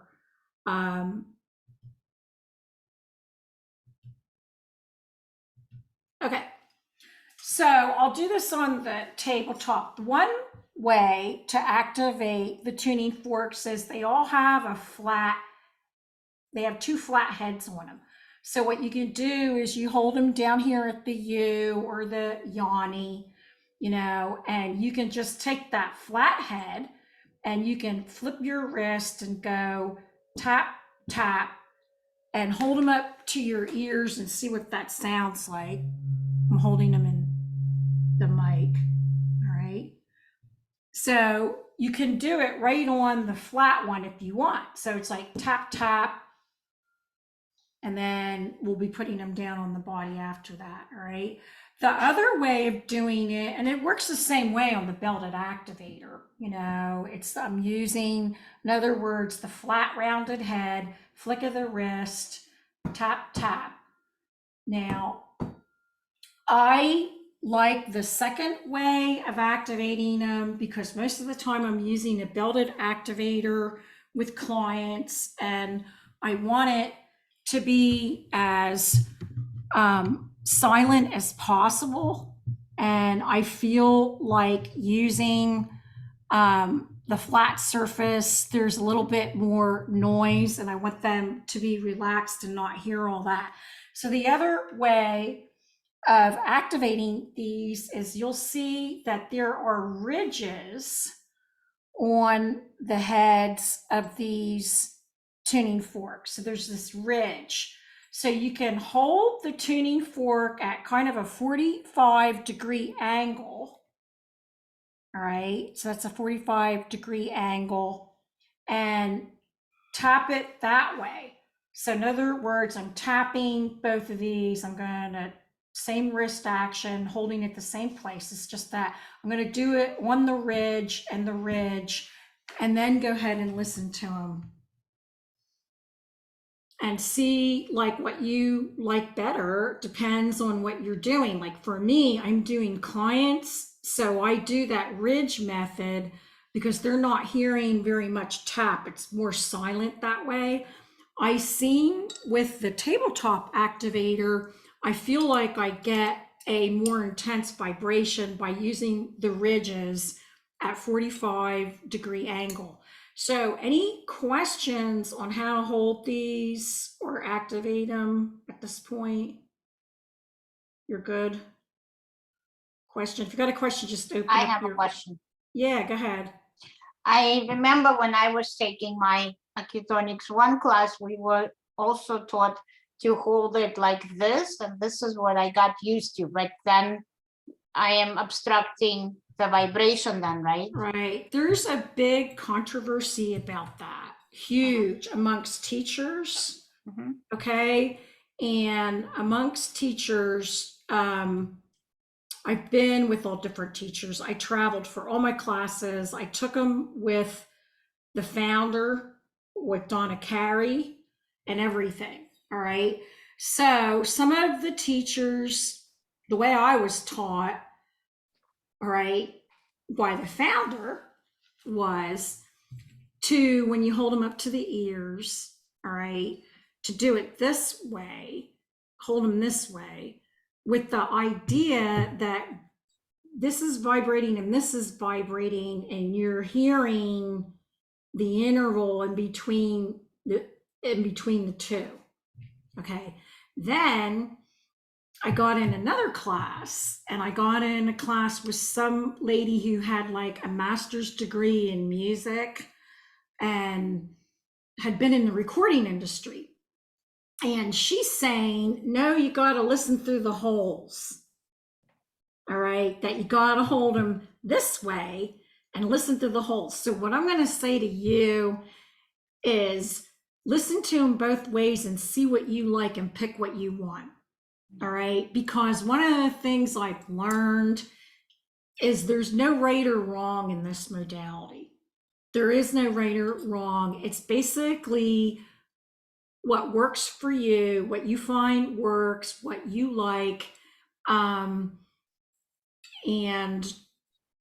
that's what I have to say about that. Thank you. Okay, Because so I got in other words, you can go used ahead and I can activate these, and I can listen to them this way. What do I think? And then I can listen to them through the holes. Maybe she's right. I don't know. I'll put them in the microphone for you guys. All right. Thank you, because This I would got be- used to let me holding see. them by putting the finger inside. But now this one seems to be more convenient. Sorry, say that again. I didn't have my headset I got on. used to, because this is how I was trying to put the finger inside, like that. Was it called Yoko? The Yanni, the Yanni. Yeah. And then now, since you showed this, I think this is more comfortable and easier. Yeah, to yeah, my I feet. do a lot of people. And I'm telling you, I was trained, I took the majority of my classes out in Taos at the Institute with the founder. Mhm. All right. So what I'm teaching you is pretty Okay. pure. All That- right. So I have never been taught to put a finger inside there. If that's what you were told, that to me would dampen the stems. It would dampen the vibration. I wouldn't do that. But anyway, that's just me. Everybody develops their own thing. I'm just saying this is the way we're supposed to be teaching you to hold them. And like I said, you can have this portion down in your fist and your hands.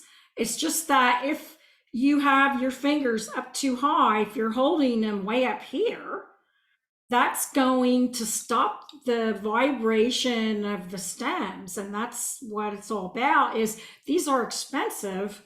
They're the most expensive forks on the market because they're made to hold their vibration for at least 30 seconds or more. And we need that in order to get rid of the stagnated chi. All right. So I have some other brands and they don't hold their vibration as long. So you want to like just be conscious of not having your hand up too high. So since we're talking about this, I might take this off of here. And then if you guys start hearing an echo, let me know and I'll put my headset back on. But I feel like I need my headset off for a minute to do this. Let me see. I need to do this. Mary, can I ask a quick question while you're digging through, Yeah, looking for yeah. what you're looking for? So I just noticed with me and Anthony, there was a big difference into how we're activating, just in terms of how hard we're hitting. Is there You only have to tap them. so You don't light? have to hit them that hard. But if you do hit it a little bit harder, it's not going to damage the fork at all or anything. It's just No, unless you hear a clank. What you're right. not supposed to hear is a clank. Like if Okay. you're hitting them hard enough, the one head will clank Oh, on right, it. right. It Yeah. doesn't do it as much with the mid as it does with the low. Yeah. You start using the longer low forks that we use in like level 2 to start going really deep and all that stuff. They clang a lot easier simply because of how long they are. And I have to tell my husband, you're hitting them too hard, Right. right? Because he has a tendency to hit harder. Yeah. So you don't want them to clang on each other. It should just take a tap, and it's more of a wrist snap than it is. Right. You're not taking your whole arm, and you'll get used to it. Like the more you do it. But The hitting little it harder toxic, isn't going to make it vibrate longer or anything like that. no, Okay. not really. No. Okay. Got it. It's a little bit louder. You know, if I hit it a little bit louder, but it's more of a snap than it is a bang. It's not the Right. whole arm, it's just a snap of the wrist, kind of. Um, and my husband has a tendency to use the flat end Mhm. too, and I think that makes it more clangy and more noisy. I think if you kind of hit it on the ridges, you might get, I don't know, I feel like I get really good vibration, but it's not loud or clangy or like too much. They're not like hitting each other or anything. Yeah, they're also expensive because like I've had mine for 10 years now. I think I've had mine for 10 or 11 years now, and they always are, they're made with special alloys and everything to keep their hertz, to keep their micro hertz no matter what. The only thing I've had is these are my newer ones, but my older ones that I've had for 13 years, sometimes the paint starts to chip a little bit off of them from 13 years of use, Sure. you know. Yeah. But other than that, they're pretty expensive because they're high quality. Right.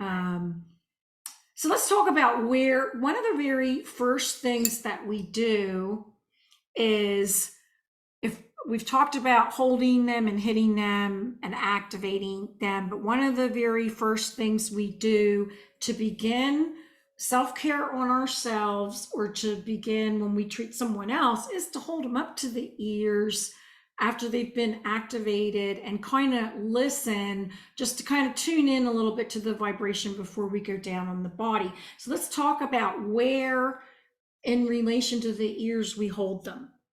Okay, normal place where we hold them is about shoulder width apart for the person. Like if you're like this next to the person, and you'll see this afternoon when I treat my husband on the video, all right? Or for yourself, it's about shoulder width, okay? Now, this also differs with age, all right? In Chinese medicine, the kidneys are your battery, and they have your energy and your battery for life. And when we're first born, we have tons of Jing. That's the energy in the battery. And we have tons of Jing when we're young. So if you're around a kid, their ears and their hearing are going to be very acute because Chinese medicine has correspondence theory. And the outer sense organ that corresponds to the kidney happens to be the ears. And look, they're even kind of shaped like a kidney, right? So in Chinese medicine, a baby or a kid is going to have much stronger hearing than a senior or an elderly person. Because as we age, we use up our kidney qi and we begin to lose our hearing. All right. So for a kid, I may hold them when you can treat babies with this too. All right. You can treat the baby while the parent is holding the baby. I've even seen situations where they use the mom as a surrogate while they're holding the baby. There's all kinds of things they do with babies. All right. But they're gentle enough to use on a baby. So for kids, you're going to have a tendency to hold them out further because their ears are more sensitive, and you'll see their faces just light up. Most kids just love the ohms. Like when I go to expos and kids come up to my booth, I'll put them by their ears and their face just glows. They just love the ohms, and especially autistic kids really, really, really relate to the ohms because they're not grounded. They're kind of like not grounded into our earth plane. So this is like a perfect, great combination for autism, especially if a caretaker or a mom that they trust can use them on them. All right. So for now an elderly person, you might want to hold them a little bit closer to the ears because they've lost their hearing. But even if someone says to you, I'm not hearing them, or my left ear hears it, but my right ear doesn't, it doesn't matter because they're going to get the vibration, whether they're actually hearing them or not, because this is all about vibration. It's all about vibrational medicine. All right. So we're just kind of doing that so that they get the vibration in their head and their ears a little bit before we go down on the body. And if they don't hear them, that's fine. And sometimes they're not hearing them because they've lost a lot of kidney yin. So that ear doesn't have as good hearing as the other one, if that makes sense, right? So that's a little bit about kind of like where to hold them. So one of the first things that we're going to want to do, I'm going to start the self-care now,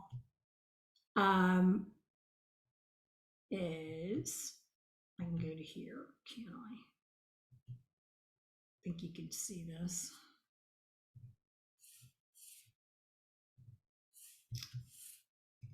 All right, so we just talked about listening to them. Mary, is there any issues with hearing aids when doing that or no? Yeah, they're like, I have patients who take their hearing aids out or turn them off. All right, because if you're going to hold them up to the ears, it's going to sound, like a lot louder. Then I have other people that I just don't hold them up to their ears if I know that there's a hearing aid situation because it is going to sound louder to them. I would imagine, yeah. But there doesn't seem to be a problem in treating them in general. Yep. Yeah, they're all different with what they like to do. Like I have some clients who want to hear it because I've got gongs and everything that go on. So I have some clients who they come and they take it out and they throw it in their shoe and then they get on the treatment table. And then I have others that leave it in. Some of them turn it down a little bit. Just depends what they have. So Mary, if I don't hear well at all with my left ear, I should bring the left fork closer to my left ear too. Well, you can, but what my point is that the vibration is there regardless of whether you can hear it or not. All right. And this is even why distance acutonics works, because it's the vibration that is going. Okay. So yeah, it's great if they're on the other end, but I have clients who are doing asynchronistic sessions, which means they're not even on the other end.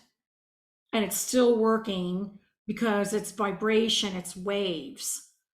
So it's nice to put it up there and have them hear it. But what I'm saying is the important thing is the vibration. If they don't hear it, it's not a big deal.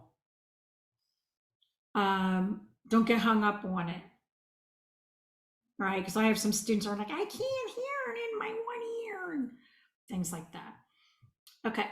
So we're going to start this 10-step protocol and we're going to find points as we go along and treat them as we go along. So if you have any questions or anything, just keep opening your mics, and this is our interactive part. All right. So we already did that. Before you start, say you're going to do this routine for yourself. Say you say, okay, every Sunday, I'm going to treat myself to this routine, or maybe every night after work, I'm going to do this routine. Whenever you start the routine, you want to go ahead and you want to let yourself listen to them. And then the very first thing we always do before a session for ourselves or a session for someone else is ground.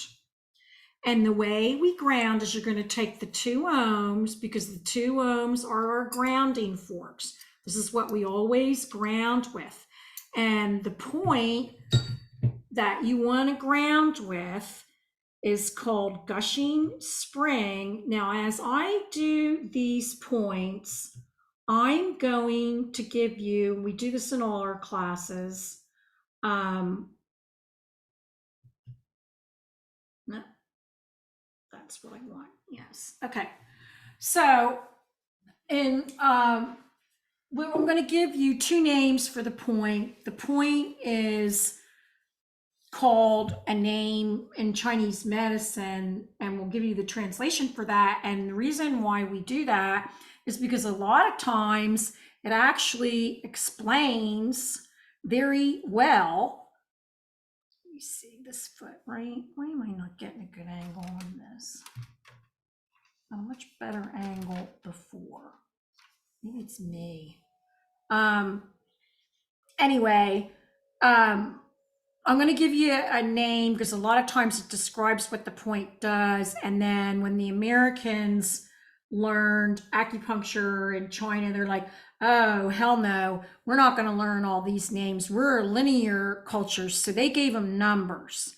And it is faster to give the number, but we're going to use both. Okay, so we always ground on kidney 1, and I want you to find that on yourselves, all right? And the way we find that is at the bottom of your foot. When your foot is bent and the toes are kind of curled, there's kind of like this depression in the bottom of the foot. And I'm going to put a sticker here, a white sticker, so that maybe you can kind of see where it is better on my camera. And that is gushing spring or kidney 1. And you have one on both of your feet. So just pick a foot and find it. And we're going to treat this at the same time that I am going to talk about what this point does. Okay, so let's treat our first iteration together. All right, so you're going to take your own forks and you're going to tap one, tap the second one, and then you're going to go ahead and you're going to put the bottoms of your stems down on that point, and the forks will be slightly apart from each other. You don't want to put them banging on each other because that gets rid of the, vibration. And you're going to wait until the vibration almost dissipates out of those forks. And when it soaks in, then you're going to reactivate 1, 2, tap, and you're going to put them on again. And you're going to wait until the vibration almost leaves the forks. They don't have to be completely dead, but like almost leaves the forks, okay? And then you'll reiterate and do a third time. We have a tendency to do 3 iterations of these applications because sometimes on the first time, you get some of the vibration, and then the second time it kind of breaks through, and then the third time it really goes through. Okay, so as I'm talking, find that gushing spring on your other foot that you haven't done and go ahead and apply it to the other foot because we want to make sure we're even. And then I'm going to talk about this point. All right. So why is it called gushing spring?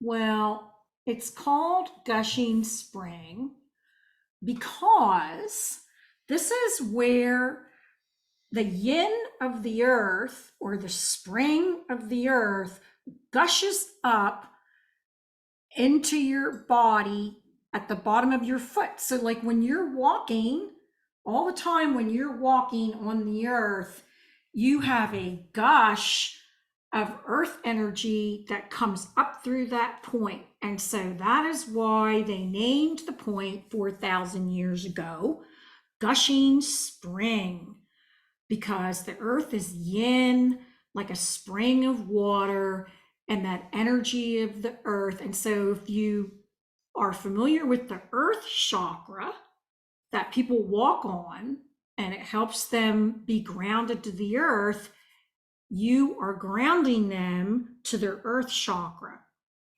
when you put these 2 ohms on here. So it's helping you connect with earth. I'm going to do my other foot because this next thing that says bring arrogant energy down, what are we talking about? Well, one of the things it's doing, at least for me right now, is I'm all up in my head. I am very mental right now. I am communicating to you. I have all these thoughts in my head. So what I have is I have all this chi that has risen up into my head. That's considered, arrogant energy that has risen up into the head. The same way, if you have high blood pressure, that's energy that has risen up to the head. If you have headaches, that's chi that has risen up into the head, all these things. So what this does is it brings all that down. You might even be feeling that as you do both feet. If you are not grounded, you may actually feel a difference. You may actually feel, some of you, if you're not grounded and you're up in your head right now, like I am, I can actually feel like a descent of energy going like this, right? Because what this is doing is it's bringing down all my blah, blah, blah, blah that I'm doing with you and grounding me. So it's going to reduce any type of hyper conditions, any type of edginess. It's really rooting you. It's helping you. Remember, rooting, grounding, balancing, that's the key words for these forks. So it's helping you root to the earth and giving you those roots that are going to help you feel calm and grounded. You can make decisions better.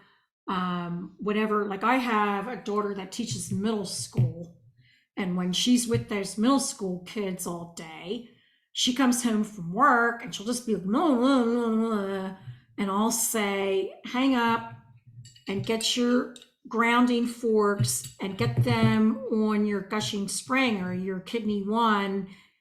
And then she'll call me back and she'll be like, I feel a lot better. Because she's been all stressed out and up in her head all day.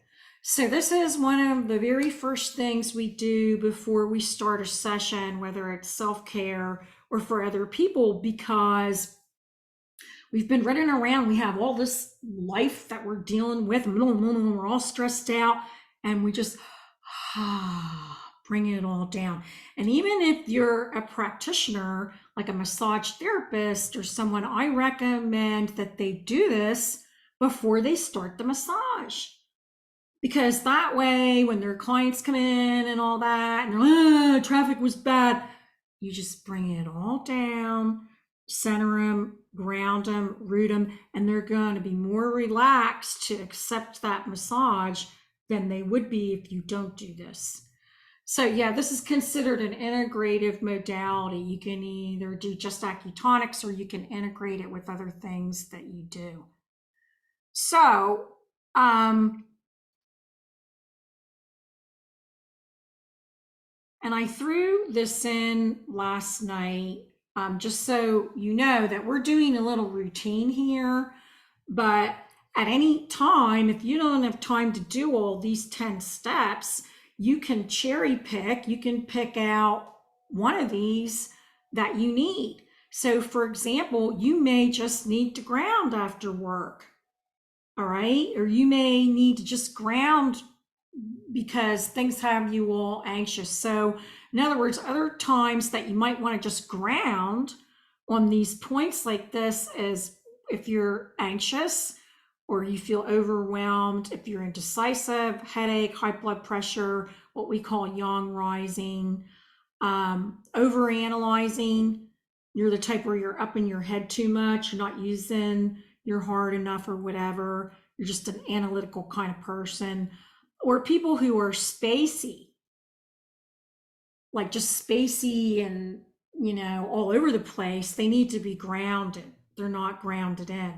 So those are that's the grounding. As far as like waiting for the forks to dissipate, if the person or if you're totally not grounded, you're going to notice that, move this,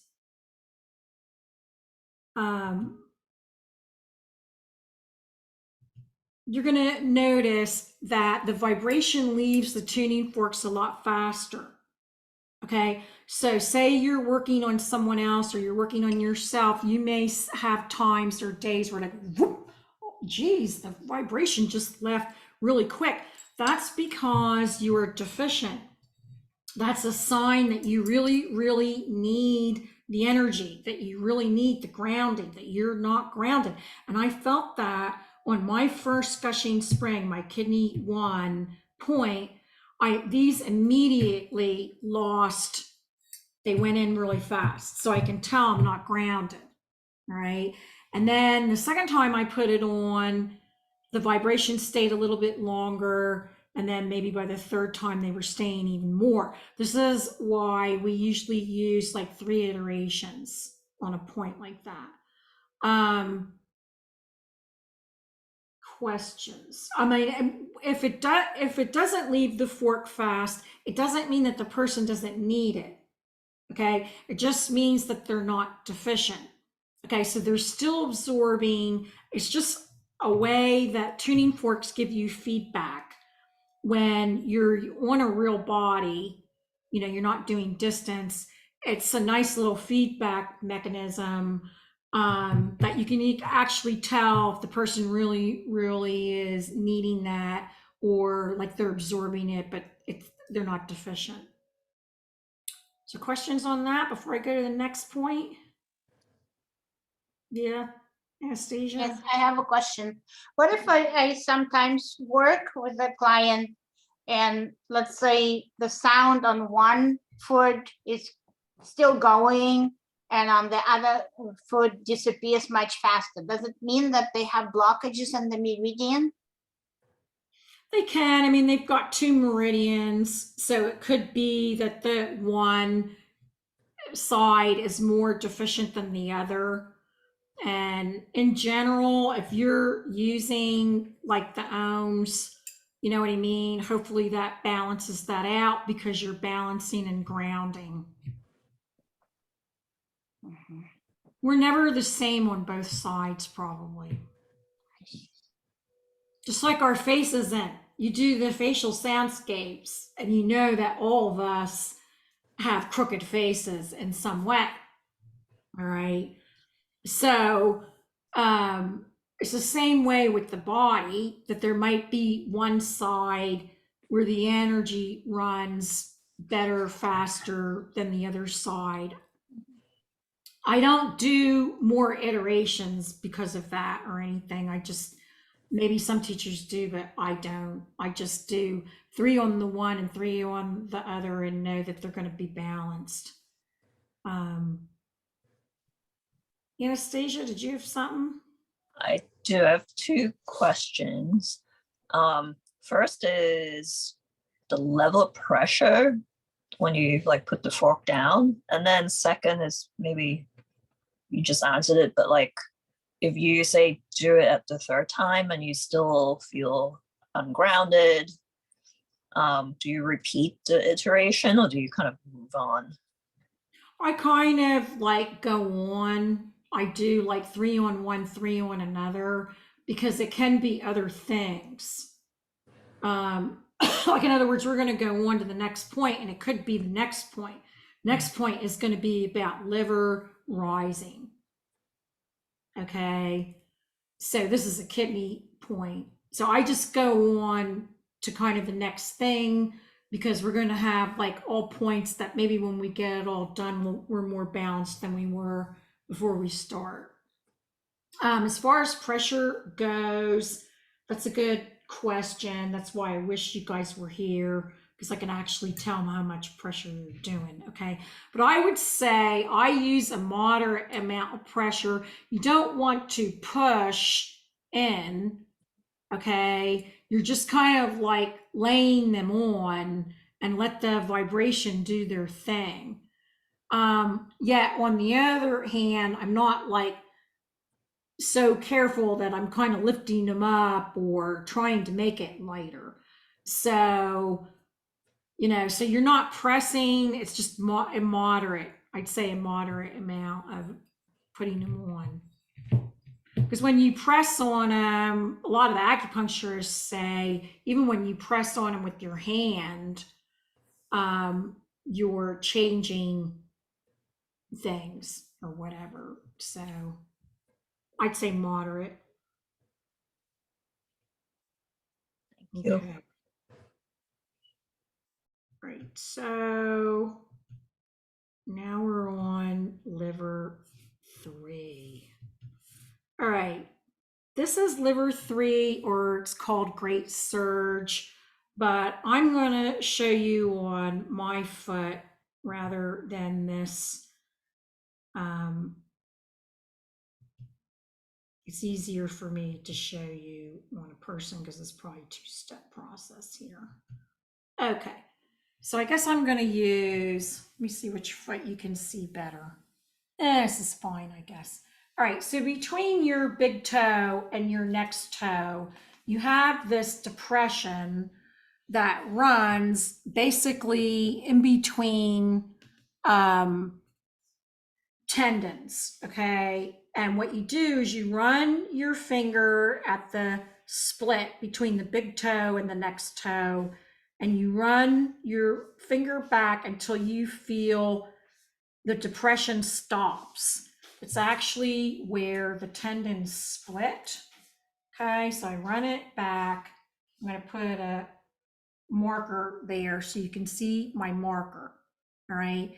Now, for those of you who have the purple fork, you guys are going to want to take the gold fork and the purple fork, and the gold fork is lower, it's the home tone, all right? And we tap the low one and then tap the purple one because that gives us a third. And you're going to want to use the gold and the purple one there, all right? So this is a place where you can change things out. If you don't have the purple fork, you're going to want to use the 2 ohms on here. All right, so just use the 2 ohms on there. So you have one on each foot. Hopefully you can locate those and treat those 3 times while I'm talking to you about why I call this the bitch point. All right, so if you want to remember this, this is the bitch point or the bitchy point. All right, and the reason why it is, it's called Great Surge. In the American system, it's liver number 3. And the reason why it's so important is because this is the source point for the liver meridian. In other words, every meridian has a point where it's really easy to access its source chi. And this is the one for the liver. And if the liver's job in Chinese medicine is the smooth flow of all the chi, all the energy in the body for all your other meridians and organs. And when the liver is not happy, nobody's happy. Nobody. All right. So this is a point you're going to want to use when you're irritable, when everybody is irritating you, when you're in that traffic. Oh my God, one more person cuts me off. All right. So anytime you've got extra irritability and you don't know why, and guess what? For women, a lot of that is hormonal because this is used for PMS. All right. PMS in Chinese medicine is liver qi stagnation. Okay, so this is a huge point that we use for liver qi stagnation, meaning the liver is stuck. None of the qi is flowing smoothly in the body. So you can have anxiety, you can have irritability, tension headaches, depression, PMS. All right. Now you don't want to use it if the person's pregnant. It's one of those down bearing points. Okay. So if they're pregnant, you wouldn't use it on there. Now, like I said, it releases pent up energy. And for some reason, it loves that zodiac fork. I mean, liver is the largest, organ in the body. And that purple fork is the earth in its 26,000 year cycle through all the constellations of the zodiac. It's the age of Pisces, the age of Aquarius, the age of this, the age of that. Okay. So it really responds to unstagnating this. It also works fine, if you don't have the purple, to be using the 2 ohms there 3 times, and you're going to feel different because it's going to smooth down that aggressive energy. Just kind of feels like, oh, it feels so much better. All right, so that's liver 3. I'm calling it the chi flow manager, I guess, all that yang. So in other words, what I'm describing, all that irritability, anxiousness, depression, PMS, that's all liver yang that has a tendency to rise. And what we're doing here is we're getting rid of that stagnation. So it really helps all that. Okay, now we have one that is called Union Valley. It's up on the hand, and this one is more in between the thumb and the forefinger. So it's up on the hand in that pooch of skin. Like if you look in between kind of there's a depression in between the thumb and the forefinger. You have one on each hand. All right. And that is Union Valley, or large intestine 4. Now, we have a problem on self-care on how are we going to put 2 forks on here. Okay, so last night, I don't know why, but last night I made some extra slides in case I couldn't hold these as well. And I'm showing you a trick, and it takes some coordination. Let me get past this. Here we go. You see in that picture, I used colored forks so you could see the difference, but you actually have to vibrate the forks and then put them in a hand and put your finger in between them. So I'll show you live as well. So spotlight me. Okay. So I'm going to activate my 2 forks, and this takes some practice, okay? But they're vibrating, all right? And you have to stick your finger in between and then stick them down on or as close to that point as you can. Now I'm going to show you an easier way of treating this, but it can be done. Do you see that? I have the 2 forks right in that Union Valley or that pooch, and I'm waiting for them to dissipate. They're still vibrating. So that's how you would treat something on your hand or arm on self-care. It's easier if somebody else can do it for you, of course. So if you want to try and do that now, you can. But the other thing I'm going to show you, I'm going to try and not confuse you, because this is the place that is the hardest for me to communicate on Zoom, is there is something called 4 gates, which is a famous combination of putting those 2 points together that we just talked about. We just talked about the liver 3 on the foot and the LI4 on the hand, doing them contralateral. That means opposite, and it's much easier. You'll see it this afternoon. We're going to do it for each other because you'll see it. It's much easier to see it when you're doing it on a person. But when we do it on ourselves, it takes a little thought and a little muscle memory before we get this down, because we're almost twisting ourselves up like a pretzel. So I used colored forks in order to demonstrate this, but you can use the 2 ohms on this, all right? But let's just analyze this picture for a minute, and then I'll also show you it on person, on me, and we'll try and do it together, okay? Because on self-care, it's just kind of tricky until you get used to it. Now, you pick a foot. In this case, I guess I have my right foot there, right? Yeah, it's the right foot, okay?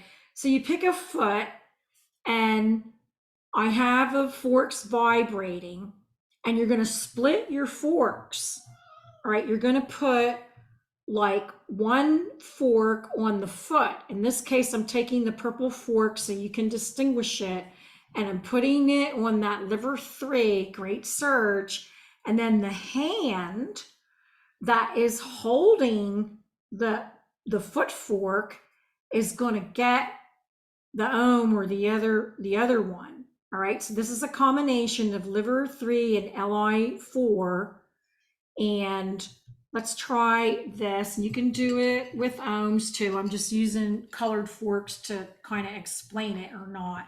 So let's do this together like a pretzel so that I know you understand how to treat yourself on 4 gates, all right? And this is a way of even getting that thing up on the hand and not having to put a finger in between, all right?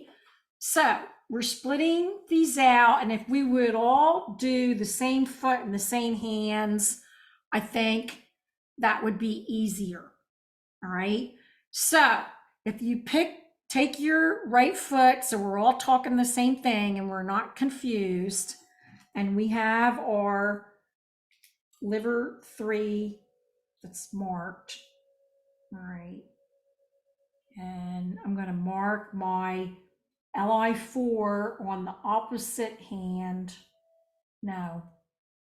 Let me see, I have to think about this. No, it's the same hand, isn't it? Gosh, I'm getting myself confused, aren't I? Let me use my colors because I can use better. Mary is confusing herself. She's going to go like this, then she's going to go like that. Yes, opposite hands. I was right to begin with. Okay, so I'm going to use the purple forks so that it's less confusing. All right, I'm going to use 2 different colors because if I have 2 ohms, but if you guys who have ohms can still follow this. All right, so I would tap the ohm and tap the purple. It's going to give me a third. I'm going to put the purple one down on the foot point, and then the hand that is holding the foot purple fork is going to get the ohm. And I'm going to wait until that, particularly that purple fork, dissipates into that foot liver 3, and then I'm going to reactivate, and I'm going to do it again. I'm going to do it 3 times. And this is like 1/2 of what we call fork 8s, and you're actually treating those 2 important points, the liver 3 and the large intestine 4, which I haven't gone over yet, but I wanted to get this out of the way. Okay. So there, I've treated that. Now I could be doing this with 2 ohms. All right. So I can have an ohm down there on the foot, and the hand that is holding the foot fork has a vibrating fork go on to its Union Valley. And that feels kind of good. All right. So once you would do that, what you've actually done there, if you've done contralateral, you've done across the body on yourself. It just looks funky because you're treating yourself. So then you would switch and do the other foot. Okay, so here comes my left foot.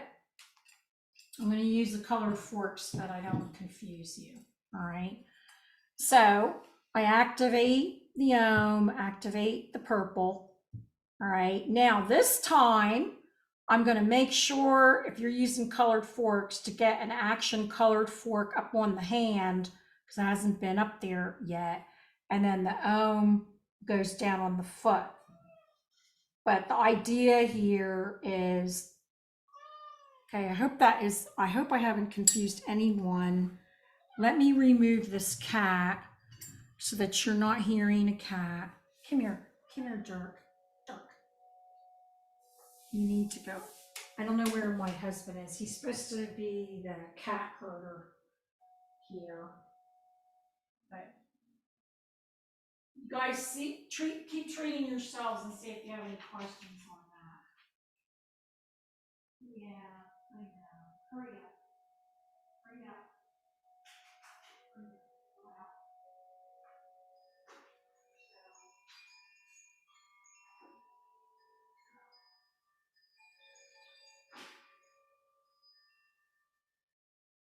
All right.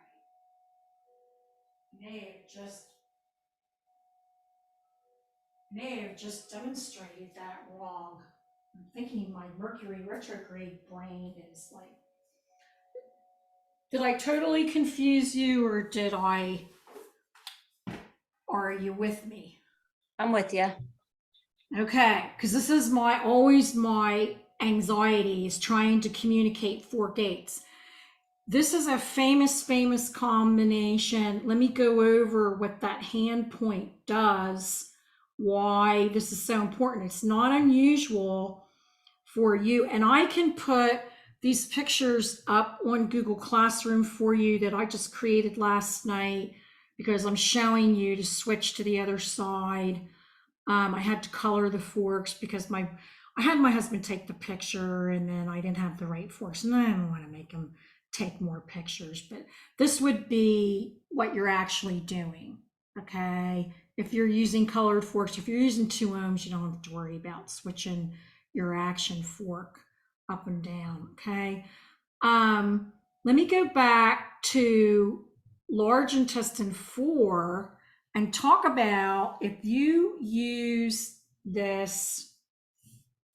I don't have this on share. Comes Mercury retrograde is taking my brain and frying it. Let's see. So you didn't see what I was just talking about. All right, so I want to go back to this Union Valley and what this point does, because you can use this point all by itself. Like I showed you, you can put those forks right on there. In acupressure, a lot of people have learned that if they rub or massage this point, it's a headache point, this Union Valley up here, okay? The reason why this is this is the command point in acupuncture for the face, head, and mouth. So in other words, if you've got headaches, if you've got allergies, if you've got neck pain, all of that stuff, it does anything, toothache, all that stuff is Union Valley LI4. So it's become a famous, acupressure, rub this when you have a headache, okay? It is one of the scientifically proven points that creates endorphins. All right, so it does create endorphins. Now, this is the one that when they combine it with the liver 3 down on the foot, it becomes your 4 gates of heaven. All right, now this is a famous combination. It's not unusual to go to an acupuncturist and they'll leave the room and you'll look down and there you'll see needles are in LI4 and liver 3. They all do it, okay? Why do they do 4 gates? Why do we want to do 4 gates for ourselves? Because this opens up blocked energy and it's going to create this circulation of energy. And when we do it contralateral, like we're teaching you how to do, splitting those forks out, it creates almost a figure 8 of constant chi flow, which is something that we want, because when chi doesn't flow, that's when it stagnates and we have pain or we have discomfort or we have stress or whatever, okay? So all this 4 gates can be used to get rid of your irritability, pain, frustration, even just inertia, the feeling of being stuck. It really clears away things and provides a reminder that there is enough time, there is enough space. It can help to kind of clear pain in the body because it's moving all the circulation. So the 4 gates, that's why we have it in this self-care. All right. So what you could do is you ground and then do 4 gates for yourself. All right, that would be your step 1 and step 2 if you want to. Instead of doing liver 3 by itself and large intestine 4 by itself, you could just do ground and then I'm going to do 4 gates. All right. Questions on 4 gates? All right, if you think of anything, let me know. Kidney 3. Very, very important point. So let's find where that is. All right. On the inside ankle. Now you have 2 of them, so you can pick the left or the right. It doesn't matter. Now, you people who have a lot of forks, you're going to want to use Mars and Venus on this or 2 ohms. Okay, don't use the zodiac on this because this is the kidney point, all right? So here we have the inside ankle in between the ankle bone and the Achilles tendon, they call it great ravine. Now, you might not have a big indentation there, particularly if you're retaining water and you have edema. It doesn't matter, the point is still there, right? So you're still, like I happen to have a ravine, but not everybody does. So even if this is all filled with swelling and stuff, it doesn't matter. The place where you're going to put the forks is between the inside malleolus or that ankle bone and the Achilles tendon. Okay, so you can go ahead while I'm talking about this point. And when we activate the Mars and Venus, the Mars is lower. All right. So we activate the Mars first and then the Venus. That gives us that perfect fifth, that perfect harmony. And you're going to go ahead and put that 3 times on your great ravine or your kidney 3 on the one side. And then when you're done with that, you go ahead and put it 3 times on your other kidney 3 because you have 2 of them while I'm talking about this. Okay. The reason why I really, now you can put 2 ohms on here and that'll ground and balance it. But if you have Mars and Venus is perfect yin, perfect yang. And the thing about the kidney meridian is the kidney meridian is the only one that needs yin and yang. A lot of the other meridians is, oh, that one is predominantly yin, that one is predominantly yang. The kidney meridian needs yin and yang because you have, think about this, it's your battery. In Chinese medicine, it's all about your battery. And you have a left kidney and a right kidney, right? So in Chinese medicine, the one kidney fires your yin, yin, yin, yin, yin. The other one is firing yang, yang, yang, yang, yang. And just like a battery, the one is a positive charge, the other is a negative charge. The yin would be the negative and the yang is positive, all right? And you need to have both of these to keep your battery working. All right, so when you have Mars and Venus, you have a perfect harmony of yin and yang to put on this kidney source point. And this is great for any type of fear or stress or feeling, unrooted. Why is that? Because in Chinese medicine, fear is contained within the kidney meridian. So the kidney and the bladder work together. There are 2 meridians and they house fear. So like that saying of like, oh my God, I was so scared I peed my pants. That's because the fear is contained within your kidney and bladder in Chinese medicine. All right. So this works great on fear. It's the kidney source point, so it really helps aging issues. I talked about how the battery starts to wear out as we age, we use it up. All right.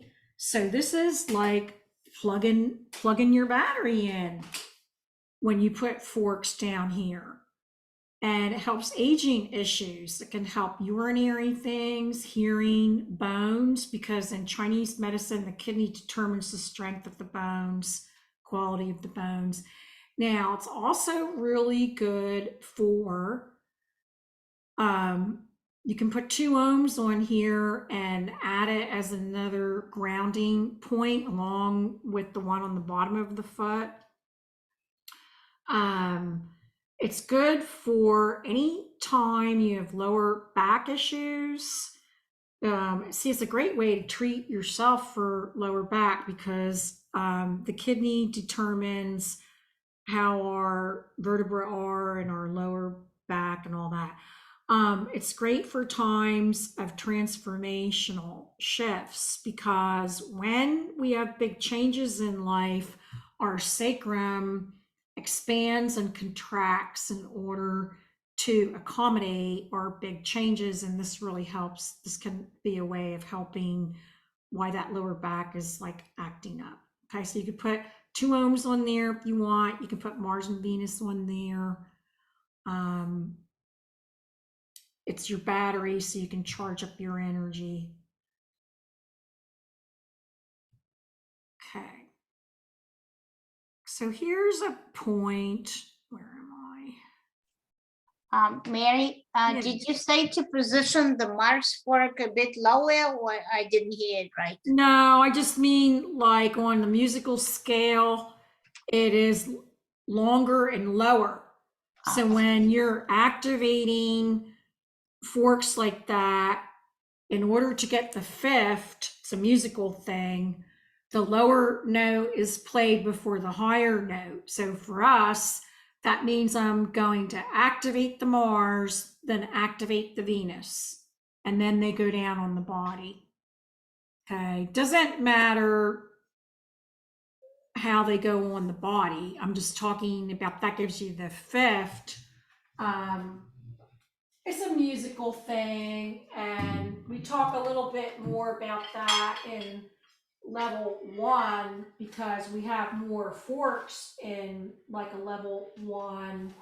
But let me just play you the difference so you kind of understand what I'm saying. I have chimes here, right? These are planetary chimes that are the same as your Mars and Venus. They're just a different octave. All right. You can use these over the body in the field. I have mine hanging from my ceiling. And then, all right. So in other words, if you see this, hold on. How can you see it when I have that instead of this? Okay, so I have these chimes here that are Mars and Venus, and you can see that just like the forks, the Mars is longer than the Venus, see? So automatically, when it's longer, it's lower in its sound. So this actually means if you were to see it on a piano, it's a lower note and this is a higher note, all right? And in order to get the fifth, which opens fifths, and we talk about this more in level 1, but in order to get the fifth, the perfect harmony that you want as an opening, we activate the longer red fork first and then the Venus. And this is what it sounds like. So you'll hear fifth now.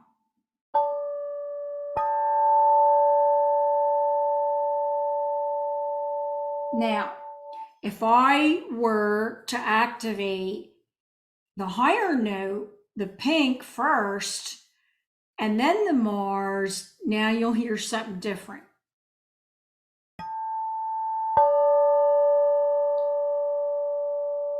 Hear how it goes down. So in other words, that's why I'm telling you to have it do what I say it's going to do, to have the perfect harmony and give you the opening to that. Just activate the red one first, then activate the pink, and then put them on the body any way you want.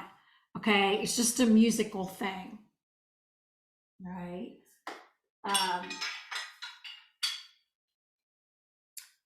Okay. Oh, stomach 36. Let me just show on my body what this is. All right, because I put different yeah, I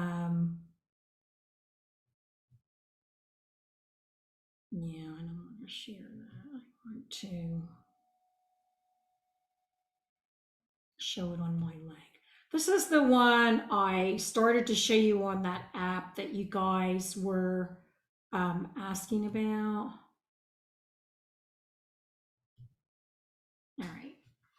So on this one, if you want to use 2 ohms on this point, you can. If you want to use Mars and Venus on this point, you can use that on here as well. So you can use, like both and then see what they feel like. But let's find the point first. This is leg 3 Lee or stomach 36. And the way you find this is you find the end of your kneecap and you take 4 of your finger widths from the bottom of your kneecap and where that last baby finger crosses over to the outside of the leg up against the tibia, which is this huge big bone, your biggest bone on the front of your leg is the tibia. So right up against the tibia is the point, but 4 of your finger widths. All right. Now, as you put forks on here, and you have one on each side once you find them, either when you press the forks on or even if you press a sticker on, this can be a tender point. It's tender for a lot of people. If it feels tender, that just means it needs work. Okay, so like I'm grounding and balancing this now. Now I can change that and I can use my Mars and Venus on here too and give it perfect harmony. All right, but this is a very, very important point in Chinese medicine. And then you have one on your other leg. And it's on the outside of the leg. It falls to the outside of your tibia. Okay, so here's my one. You're not going to be able to see this one in a good angle, but it's 4 finger widths and then falls to the outside of the body on there. Okay, so let's talk about, while you're treating this, why this point is so important. Okay, it's called leg 3 Lee. Here's the picture of it up on Google Classroom, and I gave you the 2 steps. In other words, I stopped still the video where he's showing his 4 finger widths so that you're reminded it's 4 finger widths, and then I stopped it where he's pointing to it, so that hopefully you can refer to that and remember how to find it. But it's called leg 3 Lee because a Lee is like, let's say, would convert to maybe a mile in our language or a kilometer or something. And so this holds so much energy. You can build energy here that it is said, if you treat this point, you can walk 3 more li. You can walk 3 more miles. So this is like a really important point that builds energy. But it also is super, super important for all digestive disorders. So if you have gas or bloating, if you have nausea, if you have loose stools, if you want to strengthen the stomach or improve digestion, stomach 36, leg 3 Lee is your point. Okay, so you can balance this, like I said, with the balance and ground a lot of your digestion just with 2 ohms on here. For the immune system, maybe you want to use Mars and Venus. Okay, so it does talk to your immune system. In fact, in my other classes, we've got a super building chi fork, and this is in pathology when a person is getting chemo and they have cancer. This is one of our number 1 points where we put forks on there to build up their immune system after the chemo round.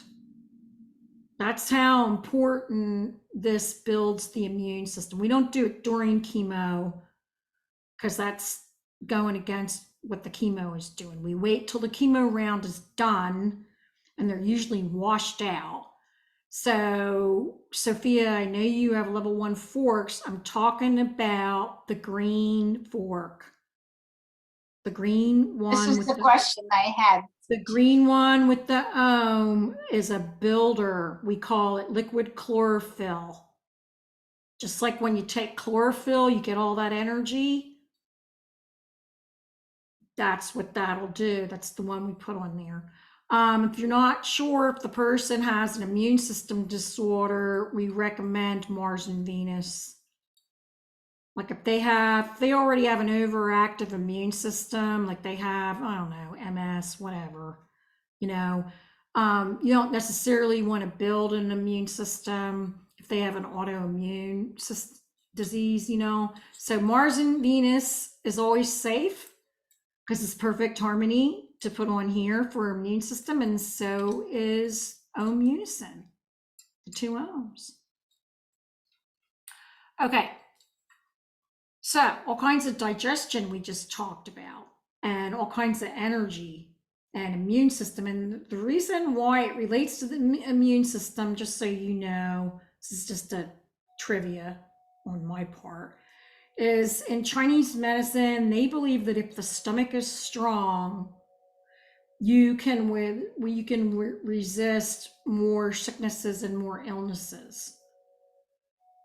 All right, so it just comes from kind of a Chinese medicine thing. All right. So if Mary, if they have a mess, it's best to use green and ohm.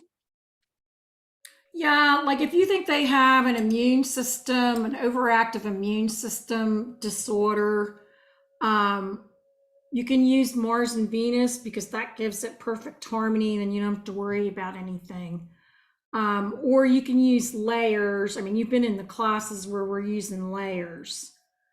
So you could use the Earth Day with the ohm first and then follow it with Mars and Venus, like you're building it and then giving it harmony.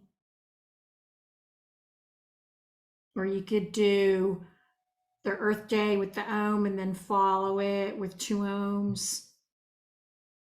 There you're talking in sound layers then. You're just having a conversation, but you're having it in sound. Okay, so spleen 6 is called 3 yin intersection. So I've given you 2 pictures on here. There's 2 different ways of finding this. Everybody has a different way, hold on, of finding this. All right. All right, so you're going to go to your inside ankle again. All right. And you find your inside ankle. And if you want to come from the end of the ankle, it's like 3 finger widths up from the edge of that inside ankle, once again up against this big tibia. All right, but now you're on the inside of it. So 3 of your finger widths up against the tibia. If you're a feeler, I happen to be a feeler, you can actually run your finger up and you can drop. Sometimes you'll feel an indentation wherever there's chi. A lot of times there's an indentation, particularly if the person is deficient and they really need something, you'll feel an indentation. So you have 1 on each foot. So you can put the 2 ohms on here. You can also put Mars and Venus on here if you want, whichever you choose to, or you could do both and see what it feels like, okay? But let's talk about why this is a 3 yin intersection, spleen 6 in the American system. 3 yin meridians pass through here. So this is the Walmart point. This is the more bang for your buck point, because when you treat this, you've got 3 meridians running through here. You've got the kidney meridian is running through here. The liver meridian is running through here. And who am I leaving out? The spleen. How could I forget that?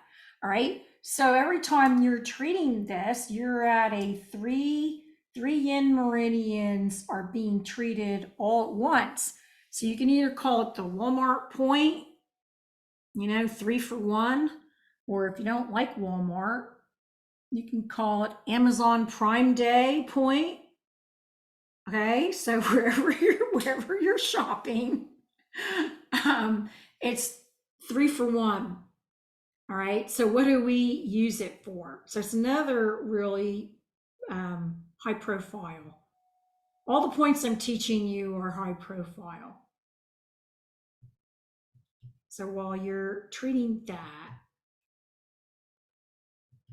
let's talk about what it does. Well, we can use this for all female disorders, okay? Like most gynecological imbalances or female issues are yin issues. And so by treating this point, whether we're balancing it or giving it perfect harmony, whatever we're doing, we're going to put all that back in balance. This can be used for anxiety because anxiety means there's a lack of yin, there's not enough yin.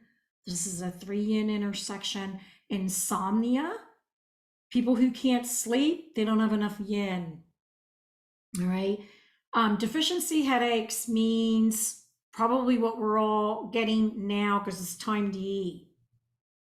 It means those headaches that you get because it's time to eat and you haven't eaten or you haven't drank in a long time. This is also for digestive imbalances. So now we've talked about 2 points that you could cherry pick. Say you have digestive problems, you don't have to do all of these. You can, but you could do this one and you could do the stomach 36. It's nice if you do them all because in Chinese medicine, liver overacts on stomach and spleen, and sometimes the liver is really the troublemaker.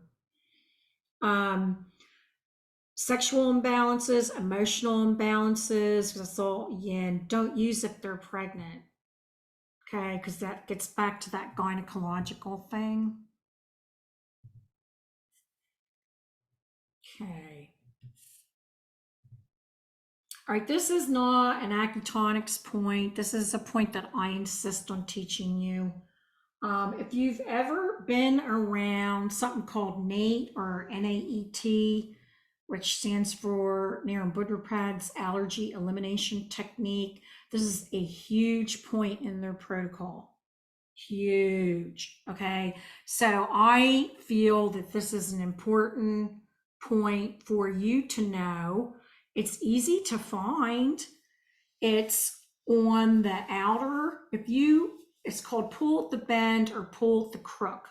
So all you have to do is bend your elbow. Let me do this. All you have to do is bend your elbow, and on the farthermost, you follow the crease, and where the crease of the elbow ends on the outside is pull at the crook of your elbow, pull at the bend, and in the American system, it's large intestine 11. Now, if you are self-carrying this is another one of these, I have to hold the forks in between my fingers. Okay, so you can, or you can have somebody else do it for you, but you have to hold your finger in between the vibrating forks and put them on there.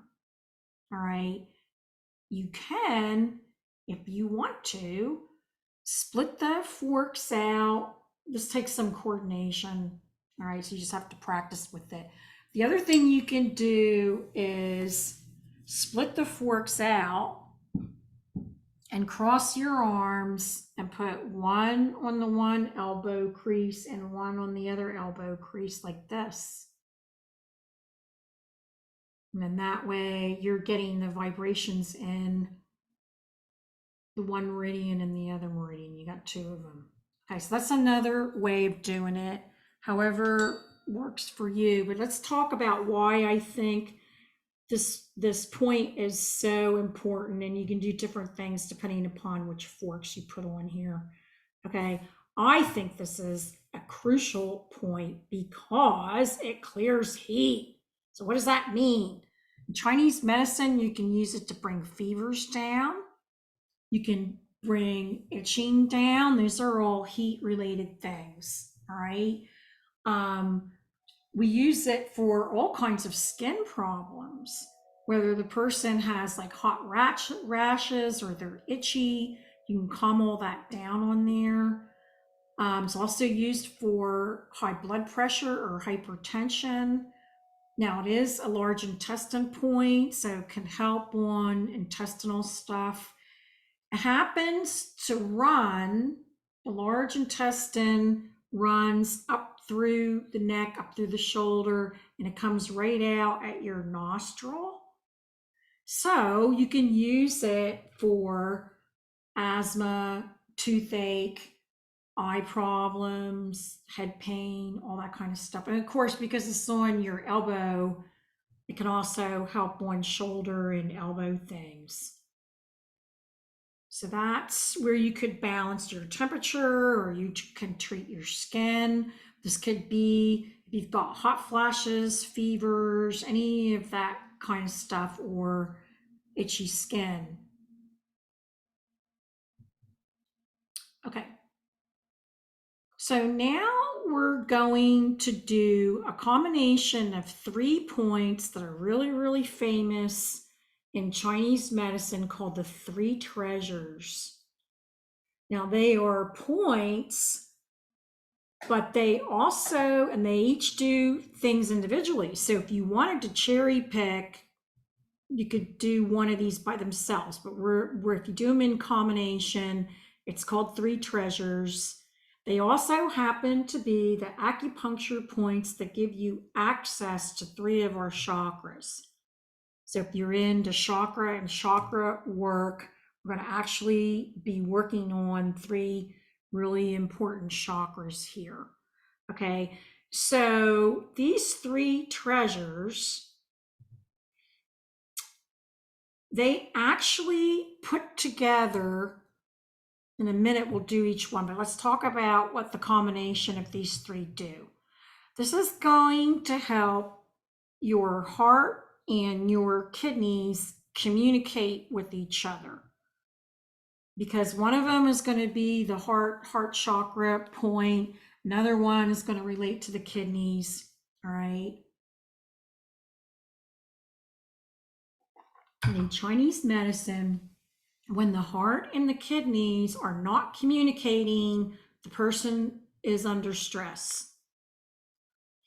All right, and you can see all the manifestations of that is when these aren't balanced, you can have anxiety and panic attacks, depression, all this laundry list, hearing loss, increased cortisol levels, endocrine imbalances. Okay, so this is the ultimate hologram, because these 3 treasures not only represent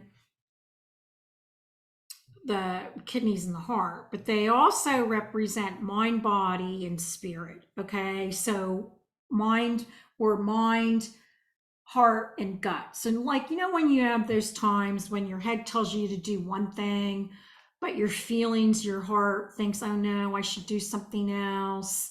Or your gut tells you I should do this, but gee, my head is telling me, you got to do 3 treasures.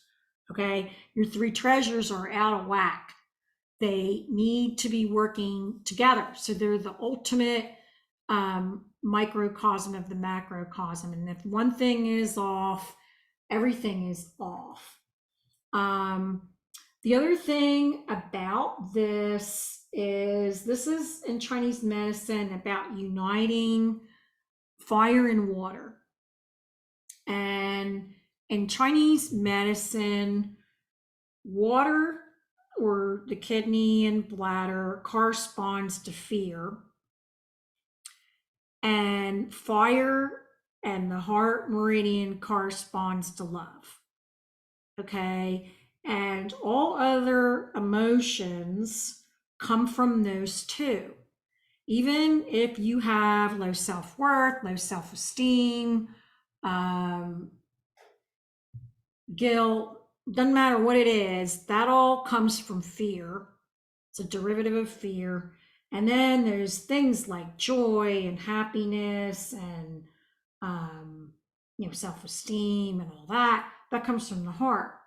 So part of what is going on here is we are uniting fire and water. That's the big, big goal in Chinese medicine, uniting the heart and the kidneys and balancing out the two root emotions of fear and love. And I think the most absolute, most wonderful forks that work on this is the Mars and the Venus, okay? Because you've got the love of Venus and you've got the courage of Mars, and it's perfect harmony.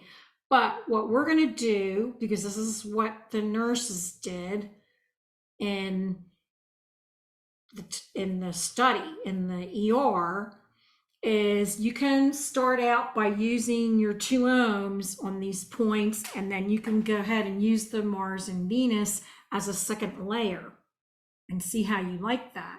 All right, let's start with the first point. The first point is called the point of 100 connections. In the American system, it's called do 20 because they're linear. All right, and the way you can find this, let me take this off a minute, is you can go ahead and find the apex of your ears and put your thumbs on them, and then bring your index finger up over your head and have your fingers meet, kind of like you're putting a headband on, and that's do 20. And that happens to be the opening to the crown chakra. So that's why you're going to actually activate your crown chakra with this. So again, you don't want to do this if somebody has seizure disorder or epilepsy. So if you guys don't have any of that, we're going to go ahead and let's put our 2 ohms up there. All right, and see what that feels like while I talk about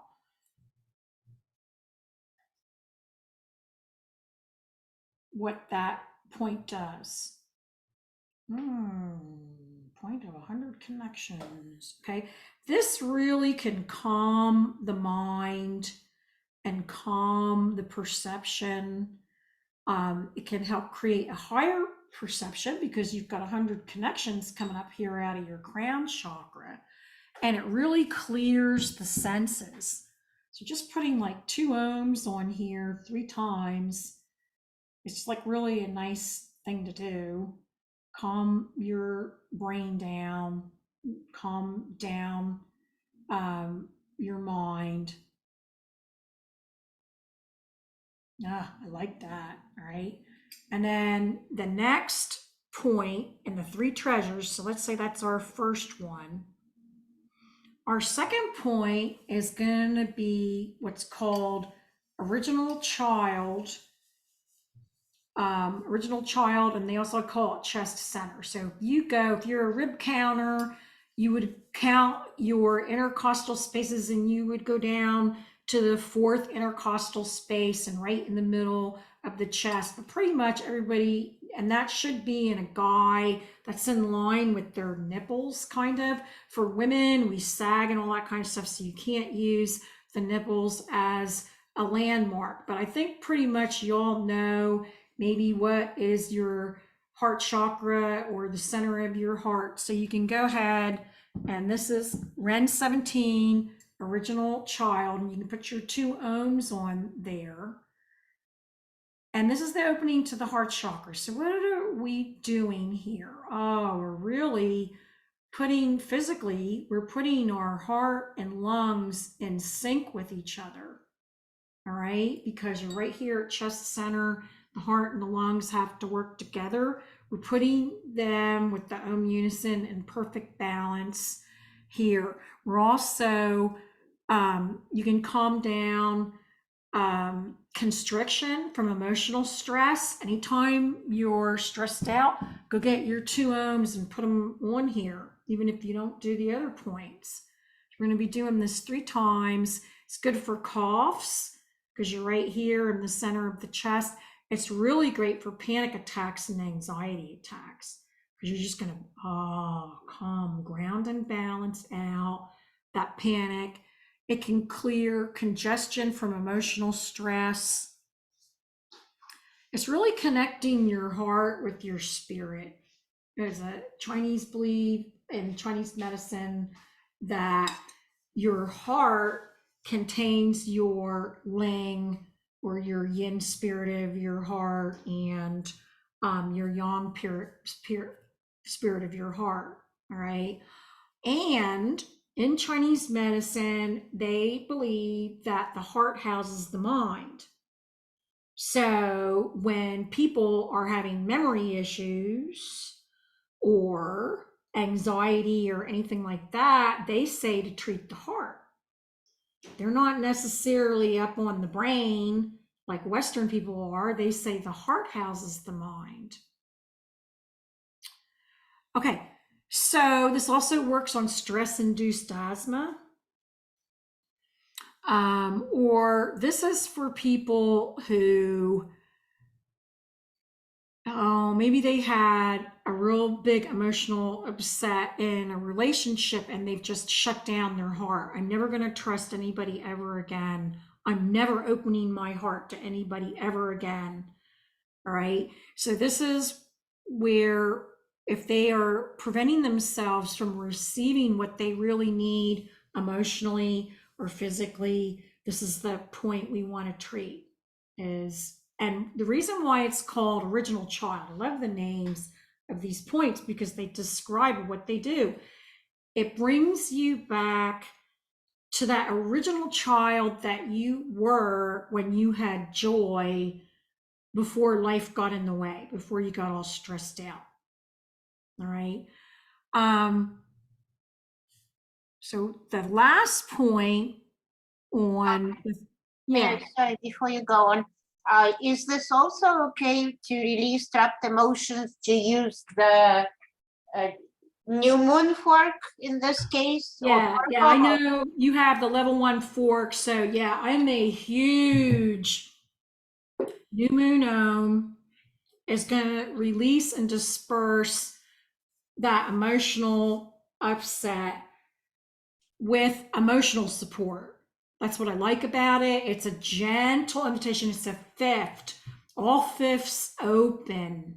All right. So it's a gentle invitation to open up that emotional crap that they had with emotional support so that they don't go into some healing crisis or something, and disperse it out. And then I follow that with full moon ohm, because full moon ohm gives them closure. I mean, it's one thing to disperse it out, but let's put something in. All right, that's my philosophy. So once I take something out, I give them closure. That's the white fork. The white fork with the ohm, it's a sixth, and it gives them closure. It gives them that feeling of support, that feeling of nurturing that maybe they didn't feel like they had. Yeah, I'm a huge moon. Like I only have room for 7 gongs. And because of the work I do, because it's mostly emotional, root cause, I have the new moon gong and the full moon gong. So, okay, so the last point, if you're putting them together, the 3 treasures, is Origins Pass or Ren 4. And the way you find that is it's 4 of your finger widths below your umbilicus or your belly button. So you find your belly button, your umbilicus, and you take 4 of your finger widths, and where that ends, That's Origins Pass or Ren 4. You're going to go ahead and activate your 2 ohms and put them on down there. And you can do them like 3 times if you want to while I'm talking about this point. So this point is you're really grounding and balancing out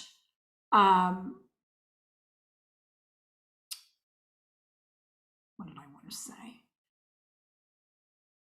Yeah, did I say that? This is a real core sense of energy down here. So it's providing access to your inner core and you're grounding and balancing yourself at your core. All right. It does in Chinese medicine have a relationship to the kidney.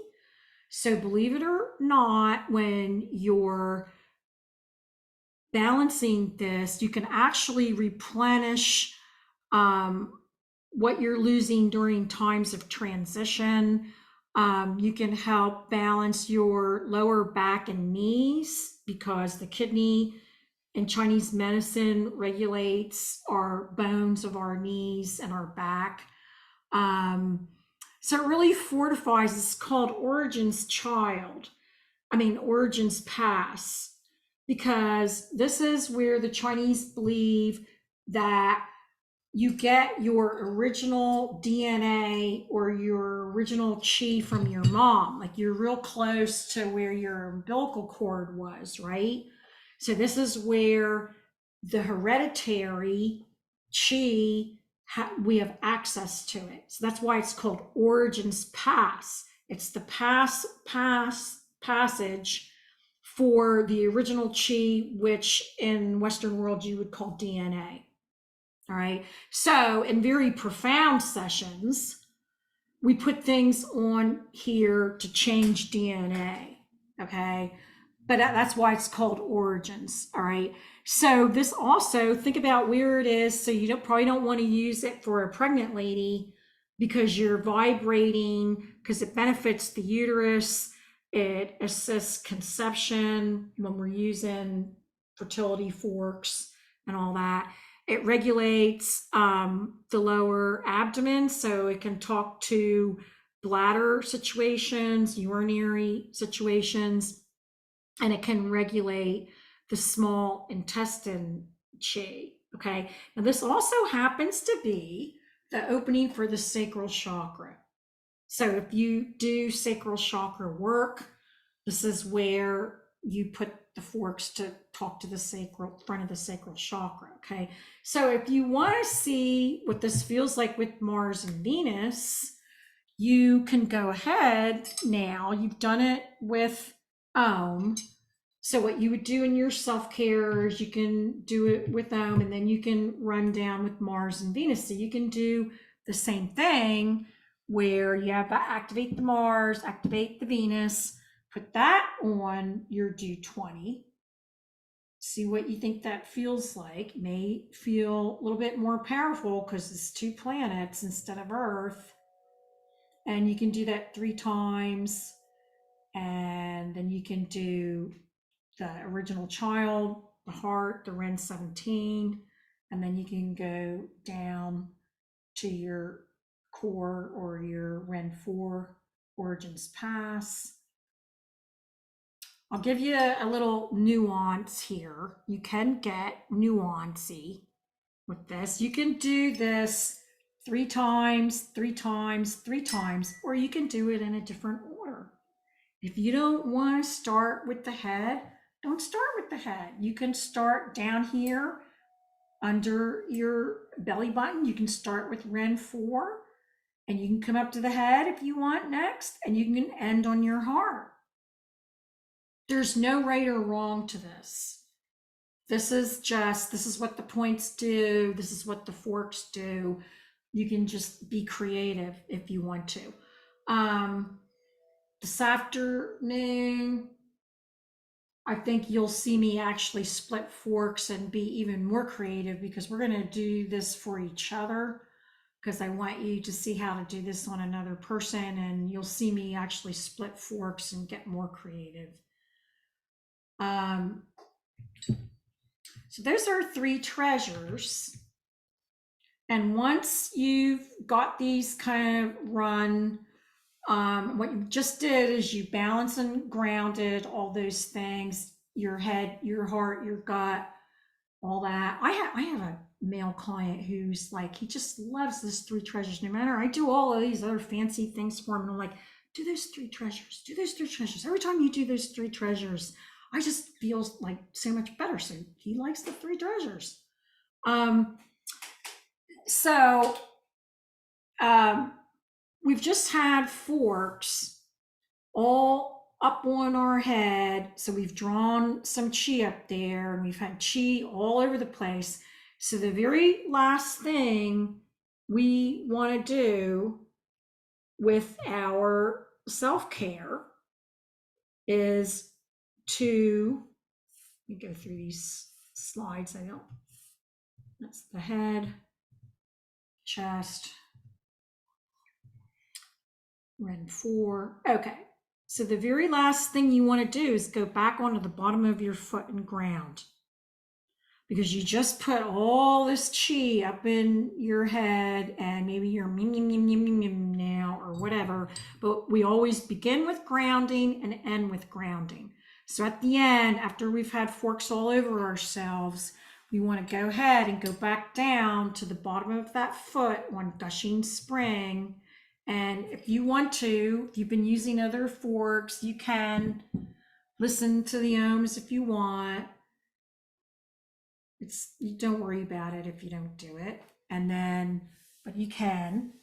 And it's like, okay, now I'm going to ground myself. So I just had stuff up on my head. So I'm going to make sure.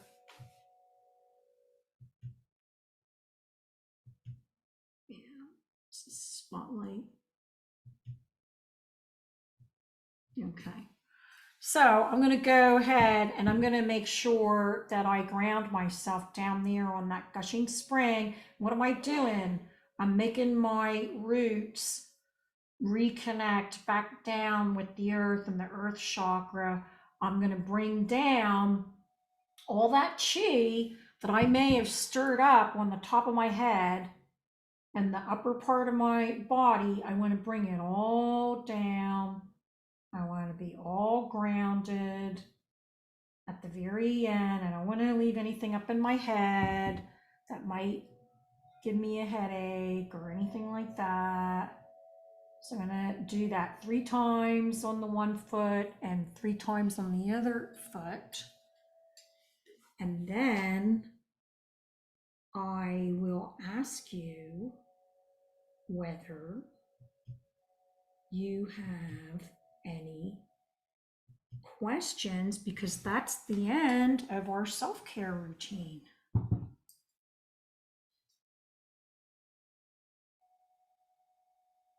Questions? I'm good here. You're good? Thanks. Thanks for telling me, because otherwise when it's silent, now I'm going to date myself. It's kind of like Bueller. So now you know how old I am. Yeah, sometimes when everybody's muted, I'm like, is anybody out there? Is anybody really hearing me? Okay, because normally what we do, and I'm right on time, it's 1:26, is we see if you've got questions and then we go to lunch. I have a question. Yeah. So you mentioned so these are a lot of points, right? So if we could just pick and choose. Yes. You But can then, do the whole routine. yeah, In other words, it's set up that if you had time, yeah, this is made to balance all 5 elements. See, it's been thought out. There's 5 elements in Chinese medicine, and sometimes liver overacts on the stomach, and that's really what your stomach problem is. So if you do them all, you're kind of covering all your bases. But It's also made so that you can pull out, you can pick and choose. But you would always start and end with like the grounding, right? At Yeah, the gushing. Yeah. yeah. Yeah, we want you to start and end with grounding because we don't know where else all the Yeah. forks have been and all that stuff. And then that way it brings everything down and roots you at the end, centers you, kind of thing. Any other questions? What kind of fork is light green? I don't think I've seen it before. You just showed it. That's Chiron. Wait a minute, let me take this off this. I have this fancy dancy mic. Hold on. All right, I just took it off the Omni sound. The light green fork is Chiron. It's usually taught in level 3. It has to do with wounds. Now, you saw it in the Acutonics photo because when she went in and taught, it also works, it works on wounds. I'm talking about emotional wounds, physical wounds, all right? But it also works very well with the wounded healer. And what I mean by that's like an archetype that goes back to a myth that we teach it in level 3 and has to do with Chiron in Greek mythology. All right, had a wound where when he was born, he was half horse, half man. And his mom was like, oh my God, he's so ugly. So she abandoned him. And he was adopted by Apollo and he learned all these healing things. And he became a mentor and a teacher and a healer. And he taught all the ancient Greek heroes things. And he healed people and he taught people. And he was one of the greatest healers and teachers and mentors in Greek mythology.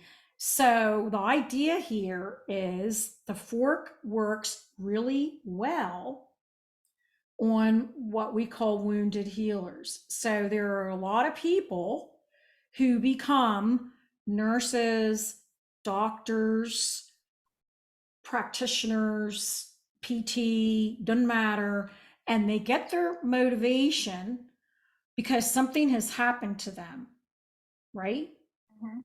Normally, something has happened to them, like, I don't know, maybe they had an emotional thing and that's why now they want to be a counselor. Maybe they want to be a psychiatrist or a counselor because of something happened to them as a kid, right?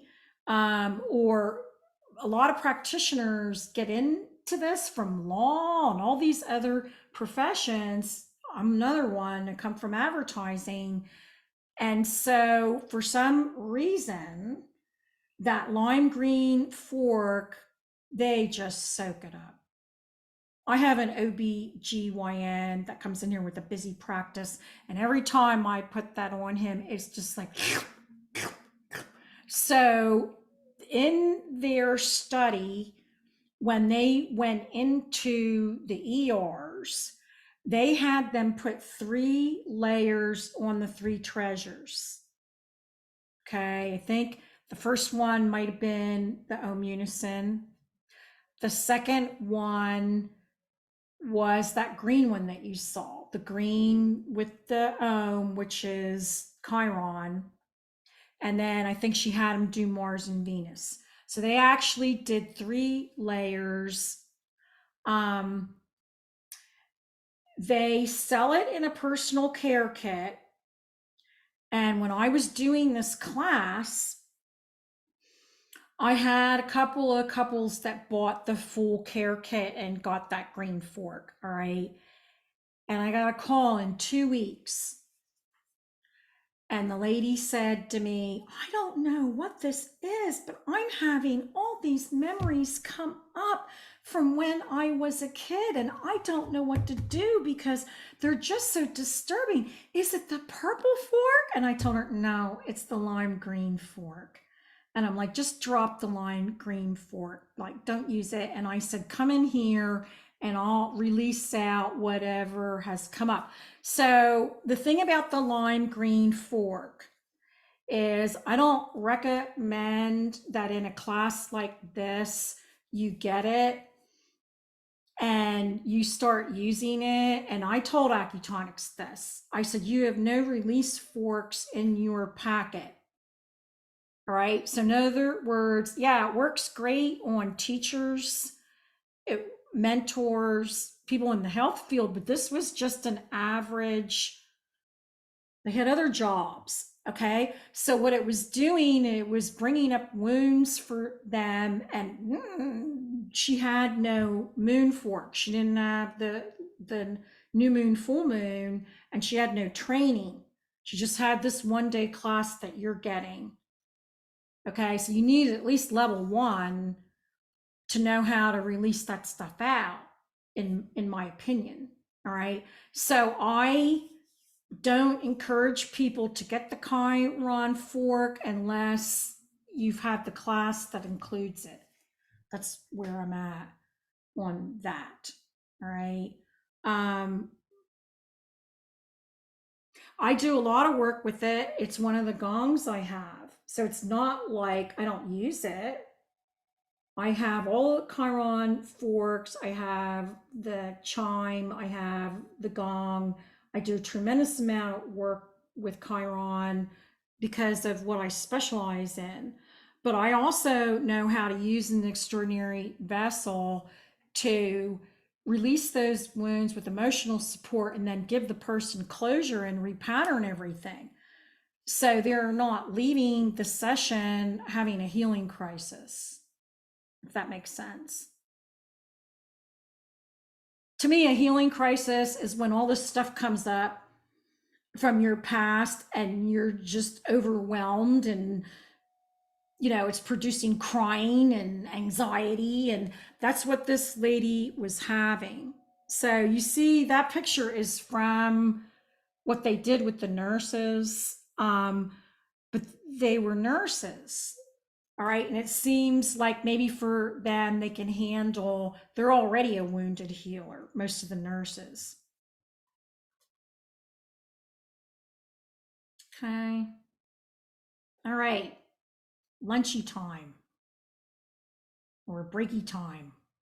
All right. So let's go away for an hour and 15 minutes. When I come back, you might need to remind me to turn the recording on, but go away and see an hour. All right, let's do it my time. So an hour and 15 minutes would be about 10 of 3 for me. Does that make sense on your time? Because it's like 1:35 here. All right, so take 10 of 3. That's 10 of 4 on the East Coast. That's easy. And you California people will be 2 hours. So what is it? 10 of 1 for you? Something like that? Did I get that right? So come back at that time, and what we'll be doing is watching a video of what you're going to give each other. So you're going to want, you know, any material that you want from Google Classroom about treating another person, the list or whatever. And we'll watch the video about how to treat a real person, and then those who are doing distance will do the video on distance and talk about how you're going to convert it for distance. Then we'll go in the breakout rooms and you'll give to each other, and then we'll come back and see if you want to share anything, and then I'll do a gong meditation, and that's the end of our day. Sounds good. All right, I will see you then. Thank you. See you soon. We're in the afternoon of our 1-day workshop. We're going to get ready to treat each other. All right. So there are some points that you can do for each other on the back. that we cannot do on the front. Let me make sure I have my correct, yes, I do have the correct slideshow. Okay.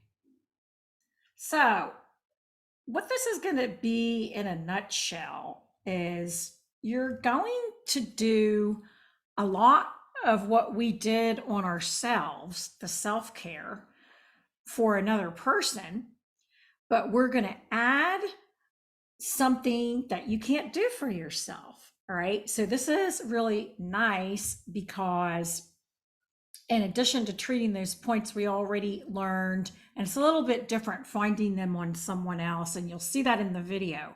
I'm going to show how that differs, but we can also treat these very important back points. And with all my clients, I pretty much ground them, and then I immediately go to these points because I feel like, and I've been trained by other people, to really just clear the back for a person before I do other things. And it's because these points relate to all the organ systems, the nervous system, and they're really responsible for major changes for people. Whenever we're trying to assimilate new energies, new changes, everything that's going on, it's the nervous system. All right, has to accommodate all this. So there's these points that actually go down both sides of the vertebra. All right, so I have the picture there. So we're going to, and they're called Huatu Jiaji points. They're called that after the ancient Chinese acupuncturist who introduced the points. So they're named after him. And then we also go right down through the sacrum. So if you don't know where the sacrum is, I put little pictures of what they are. But let me talk about, it's this bone here that has these 4 holes on one side and 4 holes on another side. All right, let me use the laser pointer. So right there. All right, so we're going to go with our forks and we'll be showing you the techniques straight down from, let me go to the next page. We're going to start at the cervical vertebra, and you'll see it in the video, but my husband has clothes on. Okay. And we're going to go right down. There's these little points that are in between your cervical vertebra, but they run right down alongside the backbone. Okay. And we don't have to find each and every one of those points. If you were a needle acupuncturist and you're going to use them, you do.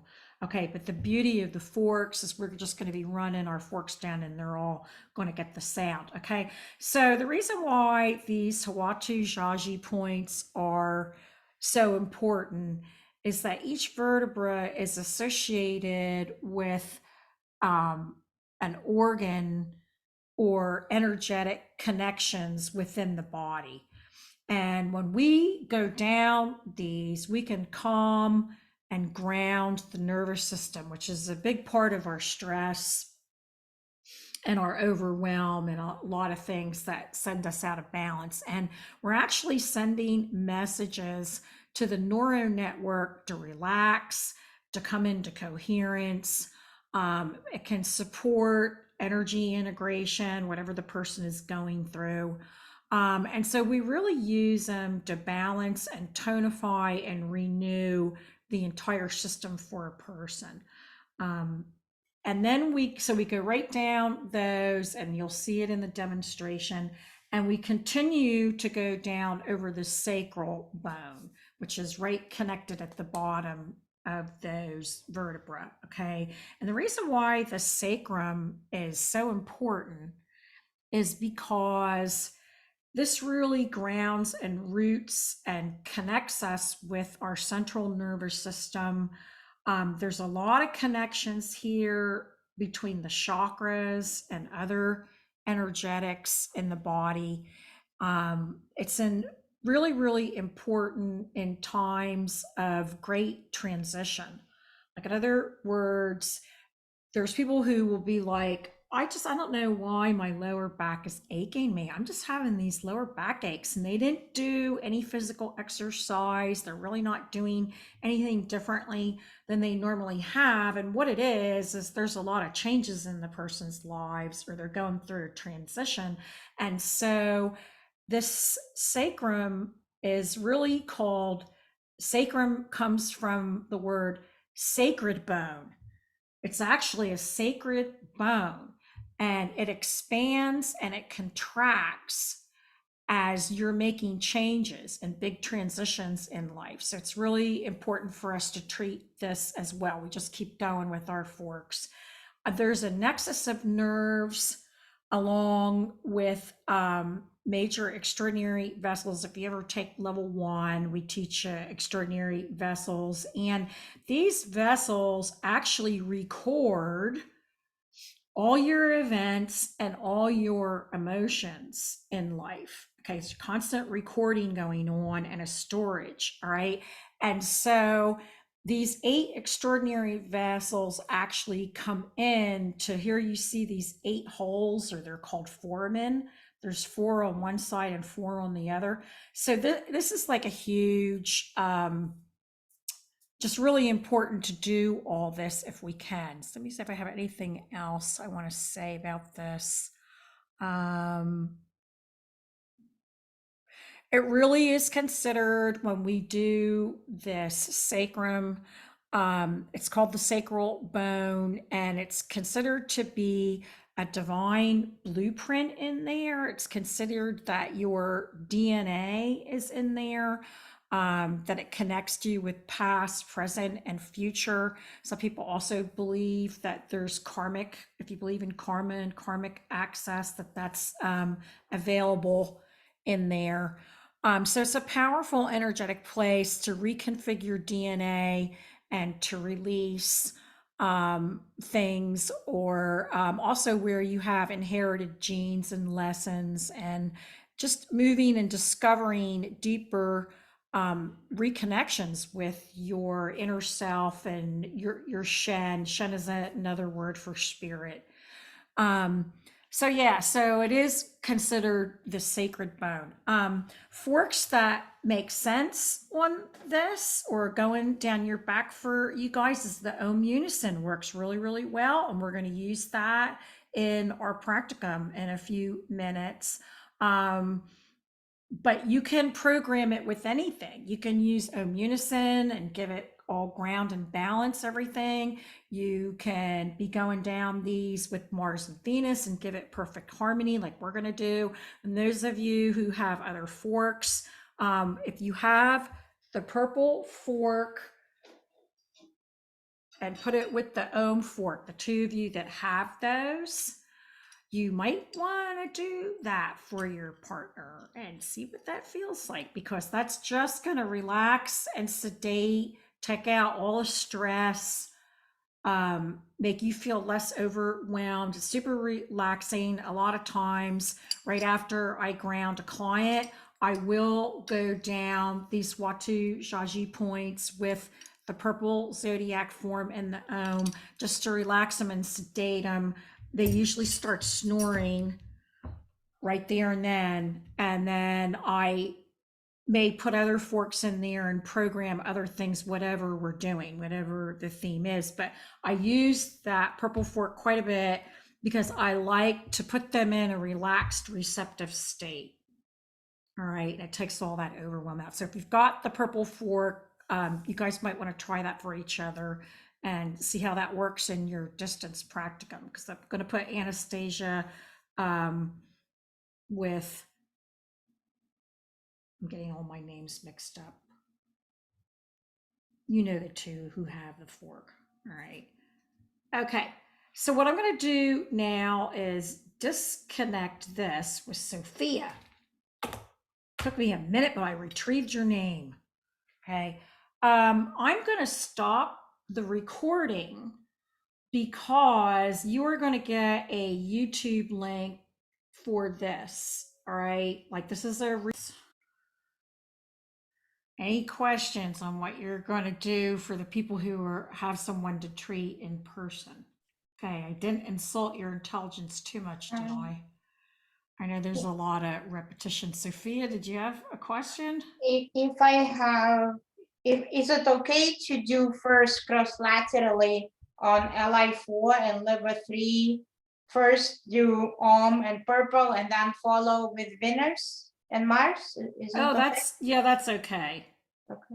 That's if you want to do that. For today, I would keep it with just the purple one with the ohm for you guys for the sake of time.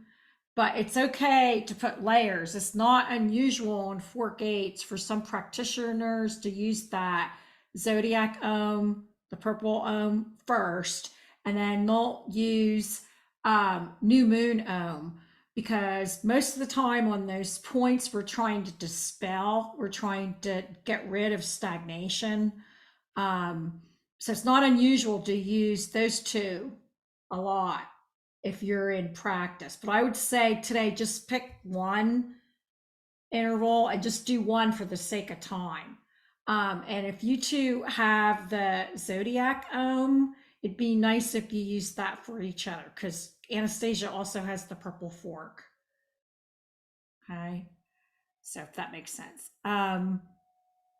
Any other questions before I talk about converting this for my distance people who are going to send it?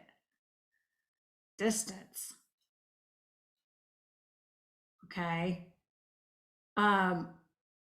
Jana, I know, and Anthony, I know you're not sending it, but if you want to watch this video and hear the questions and answers, it would give you a skill that if you want to start sending this, you may have long distance family members, you may have friends. I mean, it's kind of where the modalities are starting to go. All right. So, how many people actually got a chance to watch any of the distance videos that are on Google Classroom? Anybody? So I know what length to. Okay, I'm going to go ahead and show them the one that explains. It's like 15 minutes, and I think we'll be okay one time if I do that. I might. I should have recorded my answers to your questions, but I didn't. Oh well.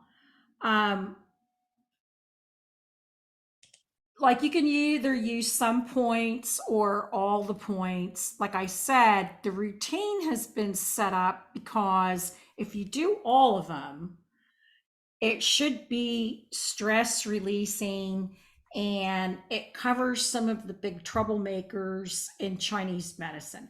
Like the biggest troublemaker in the United States culture is liver qi stagnation. And it has to do with our diets. Like we don't eat right. And our lifestyle is do, run, stress, right? Okay. So that creates all this liver qi stagnation. And in Chinese medicine, then that overacts on the stomach. And so we have all kinds of like digestive issues. It overacts on the heart and all that. This has to do with the way the 5 elements are set up in Chinese medicine. So the routine is kind of set up that you're hitting a lot of things that are interrelated. All right. And it might settle a number of things down, but you can always just, if you find out, boy, am I a spleen 6 person? Like every time I do spleen 6, I feel so much better with my sleep or my anxiety or my feminine cycle or whatever it is, or menopause, whatever it is. Then you could be like, well, I'm going to do spleen 6 at least once a week or twice a week. All right. So you'll find out for yourself whether there's certain things that are individual to you, and that you've got certain deficiencies that other people don't have. Okay, so mix and match and be creative, just depending upon what your intention is. And my biggest thing is to stress that there's no right or wrong way to do this. All right, as long as you remember to maybe ground, so that if you've had forks around up on your neck and your head, ground and bring everything down so that you don't give yourself a headache or something like that. later on. So there's no right or wrong to do it. The ohm forks together, or the Mars and Venus combination, don't do any harm no matter where you put them, even if you put them on a point of pain. But we do always use the ohms for grounding. They're the ones that ground. And if you practice this, it just becomes second nature. You start to realize, oh yeah, that's where that point is. That's where that point is, that kind of thing. What did I have in here? Oh, I'm just reminding anyone that rented tools that you have 2 weeks to work with the tools, and then you can decide what you want to keep or what you don't want to keep, or you want to send them all back, or whatever you want to do. Okay, so I'm just reminding you that you've got about 2 weeks for that. So let's say about February 14, 15. Is that where we are? I don't know. No, 2 weeks from now. I don't know. You have the dates on your rental things. I'm getting my other class mixed up. My next level 1 class, if you liked this, level 1 for me is January 27 to 29, which I know is coming up towards the end of this month. And then the next time I teach it is not until June. I teach it 3 times a year. So I teach it usually like January, June, and then like usually November, like October or November. Anyway, that's a 3-day class. And you already have learned 2 of the 6 forks in that class. So it's basically just, 4 more forks or whatever. But anyway, and anyone who takes this class, you get $75 off of the tuition on that class if you decide you want to take it. There's no expiration date on that.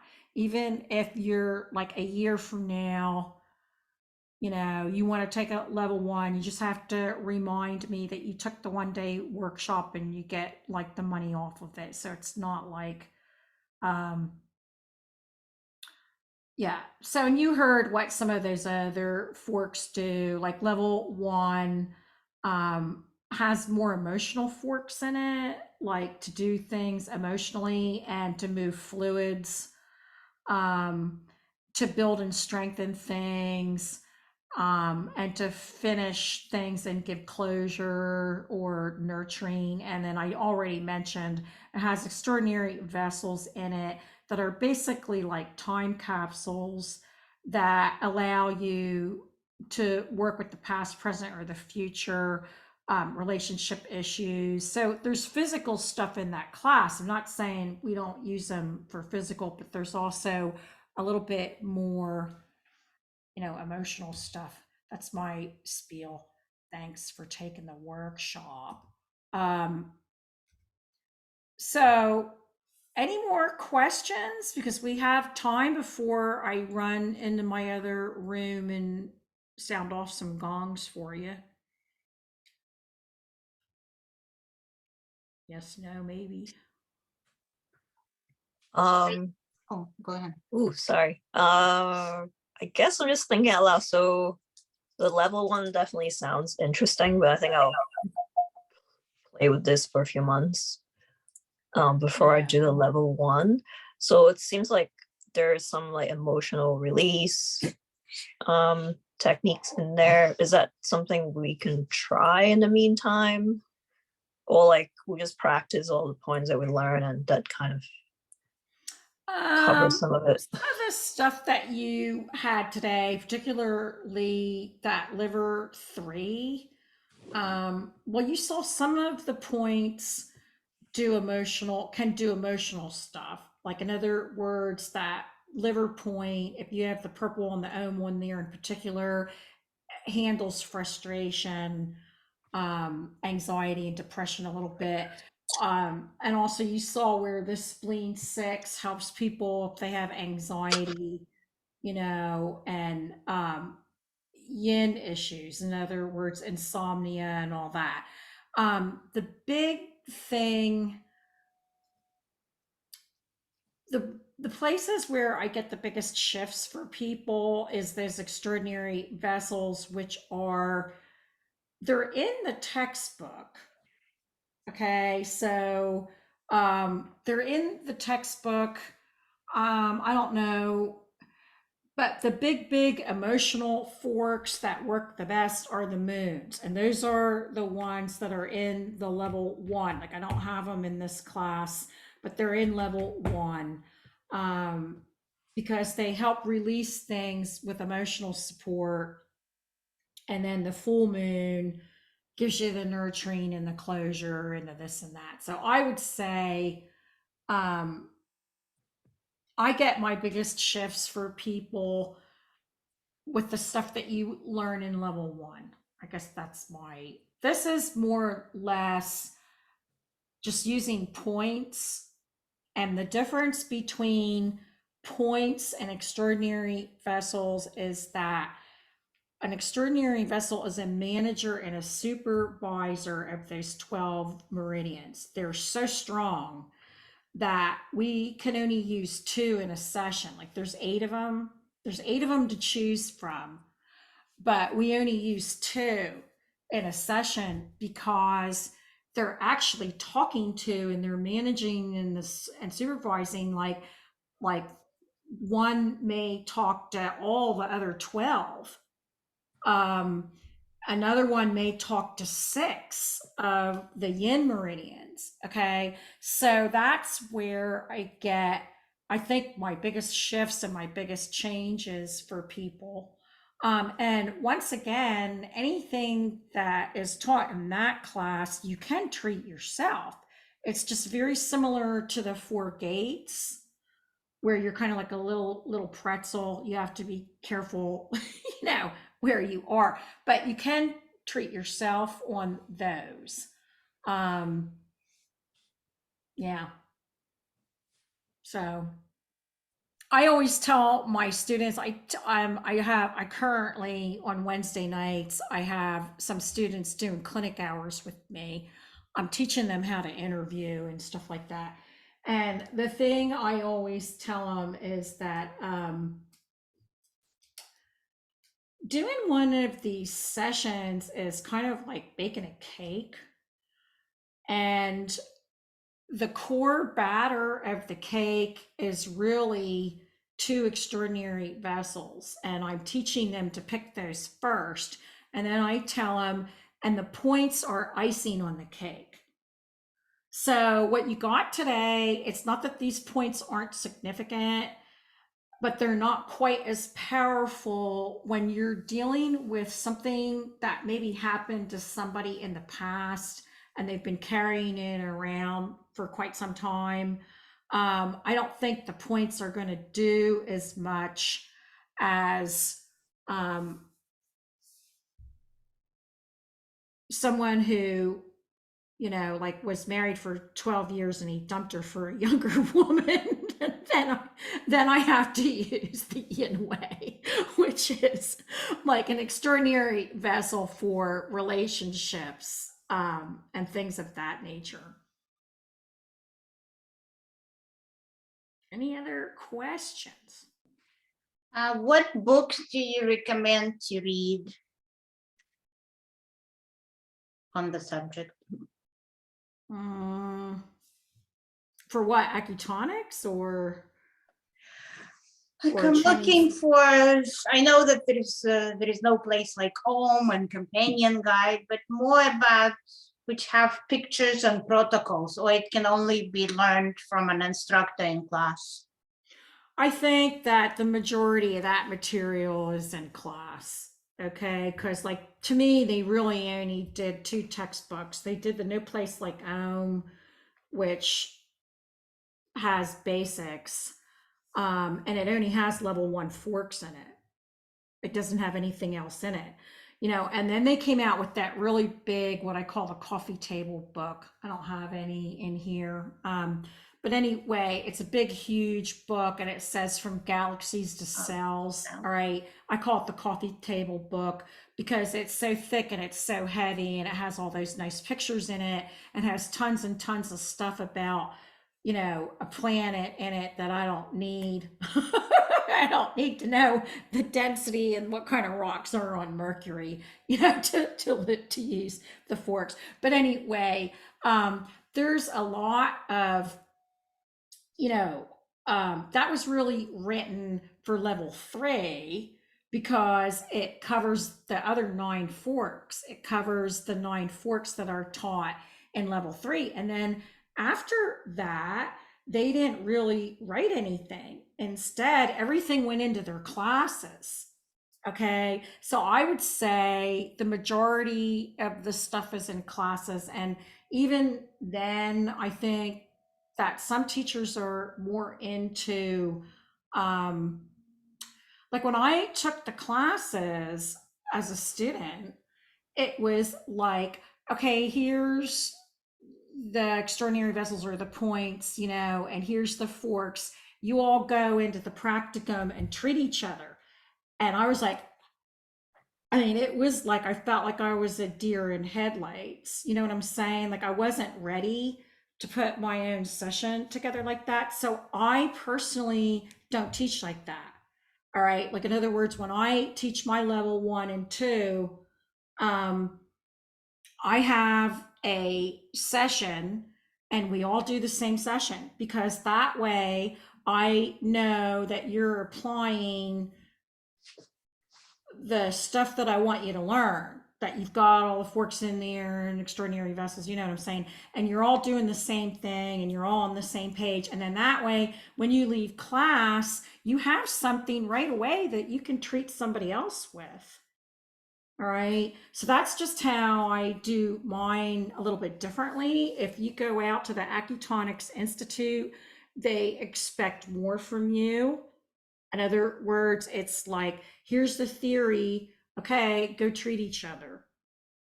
All right. And that's kind of like how it is. I'm just not like I'm a little bit more structured. So, what I'm saying to you is you'll get a little bit of a variation depending upon what teacher you get for these classes, too. Like, we all have the same curriculum, we all have the same things that we're supposed to cover. But depending upon what their background is, they may teach it like a little bit differently. So, like in other words, the music people are going to go on and on about musical intervals, all right? Or an acupuncturist who's teaching is going to go on and on about Chinese medicine, okay? So I'm just saying it just depends, like which teacher kind of thing. And you teach level 1 and 2 or all 6? I teach 14 classes. So I teach 1 through 10. I teach 2 electives. I teach 2 Chinese medicine classes. I'm writing my own, which happens to be about prenatal eclipses in astrology, and then using the Acutonics forks for that. So yeah, I teach a lot of classes.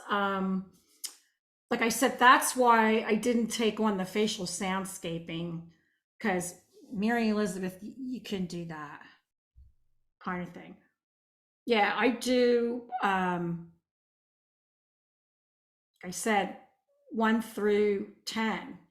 So the only ones that they want you to take in order is 1 through 4 because they build on each other. And then after that, you don't have to take them in the numerical order. You can just take them wherever your interest lies and that kind of thing. So, Amazing. Thank you. yeah, that's why I might have to pay someone to redo my website because there's too many pages on my website. I have a page for every class on my website, so it's like a 32-page website. And I have to update it, but I don't want to do it myself. So, okay. All right. Well, what I'm going to do is I'm going to allow you guys to quick run to the bathroom if you need to. What I would recommend you do for this gong it's not going to be that long. I'm only going to play the gongs for like 10 minutes. Okay.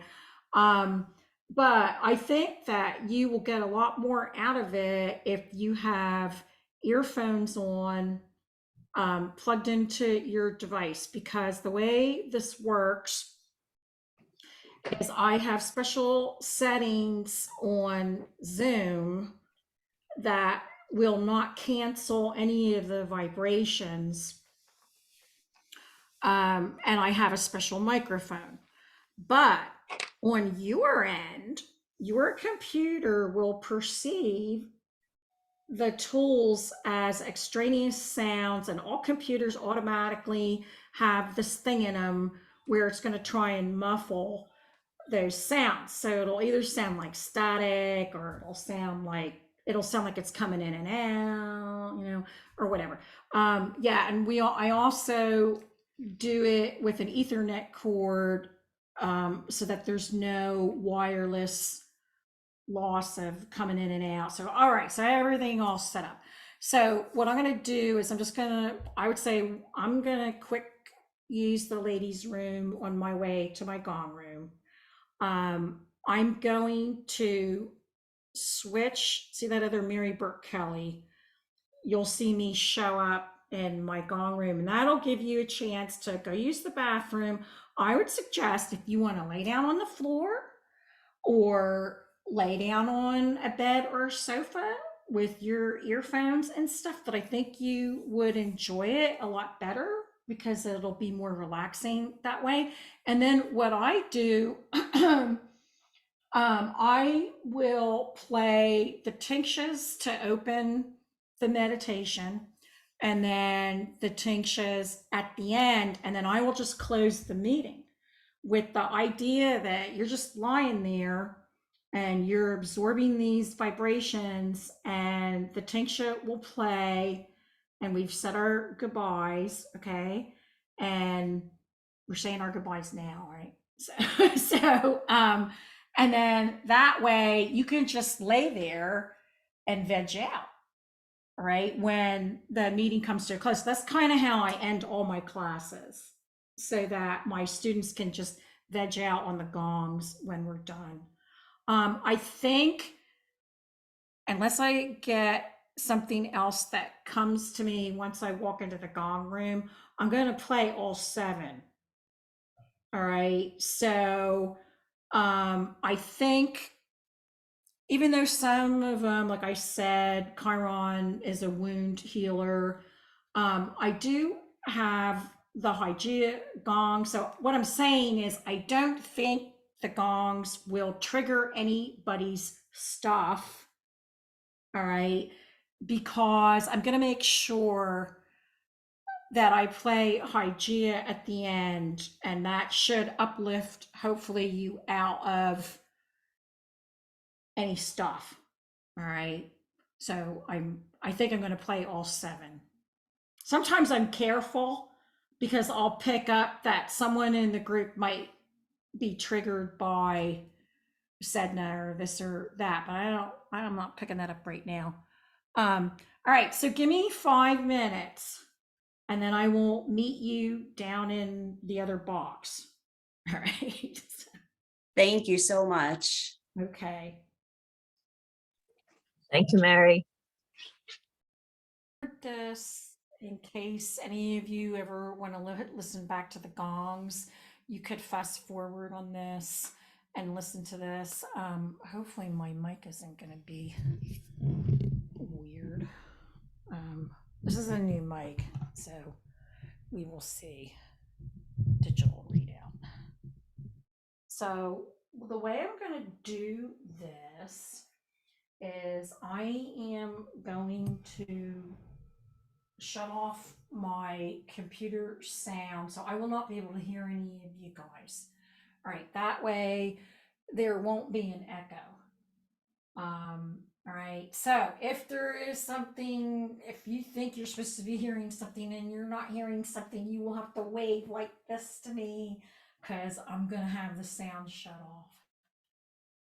All right, and we'll begin and end. We always, in level 2, we teach all the shamanic instruments like bowls and Tibetan bells and all that. So we start and we end this meditation with the tingshes because they signal the beginning and they signal the end.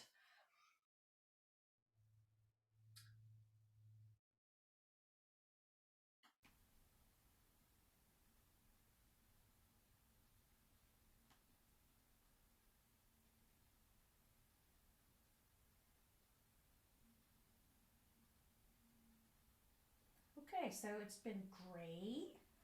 I have loved this group. It's so nice working with an intelligent group. And it was a great kickoff to my teaching year. So my hope for all of you is that you learned at least one new thing that you can take with you and use in going forward, and that you have the materials to do some new things either for yourself or for other people. So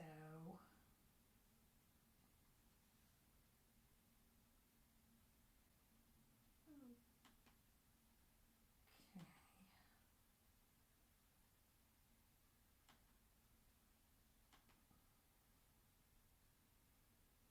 You have to excuse me because my one computer is still Windows 10 and this one is Windows 11.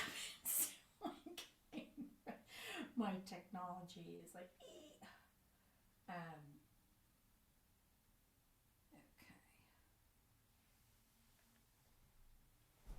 All right, so let's just take a deep breath in because you got a lot of information today. It all went up to your brain.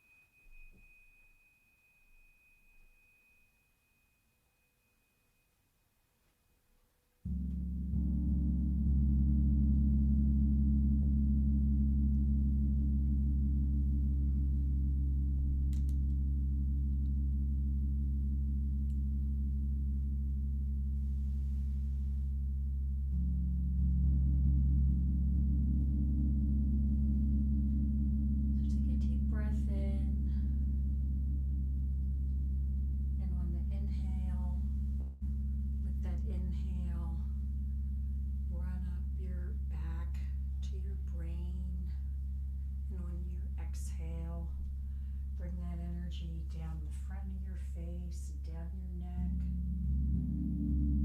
down through your chest and belly.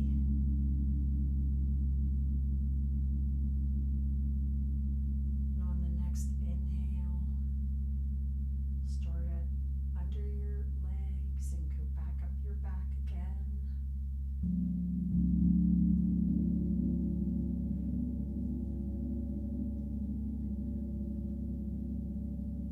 Exhale, bring the energy down the front of the body.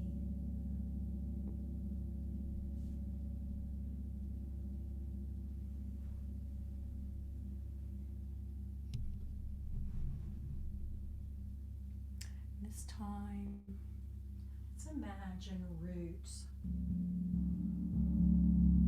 growing out of our feet, maybe out of your root chakra.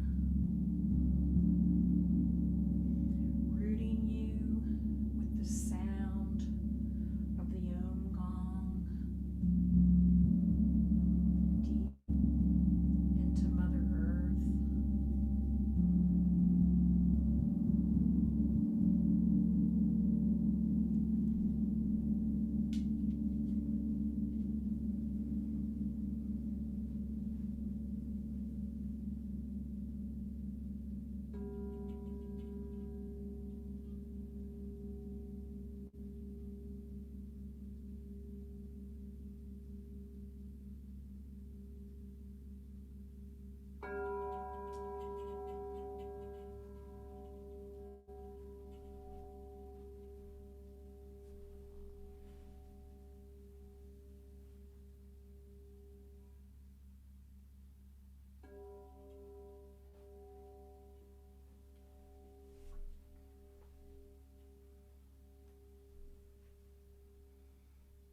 with the new moon, let's release any of the things that are no longer serving us.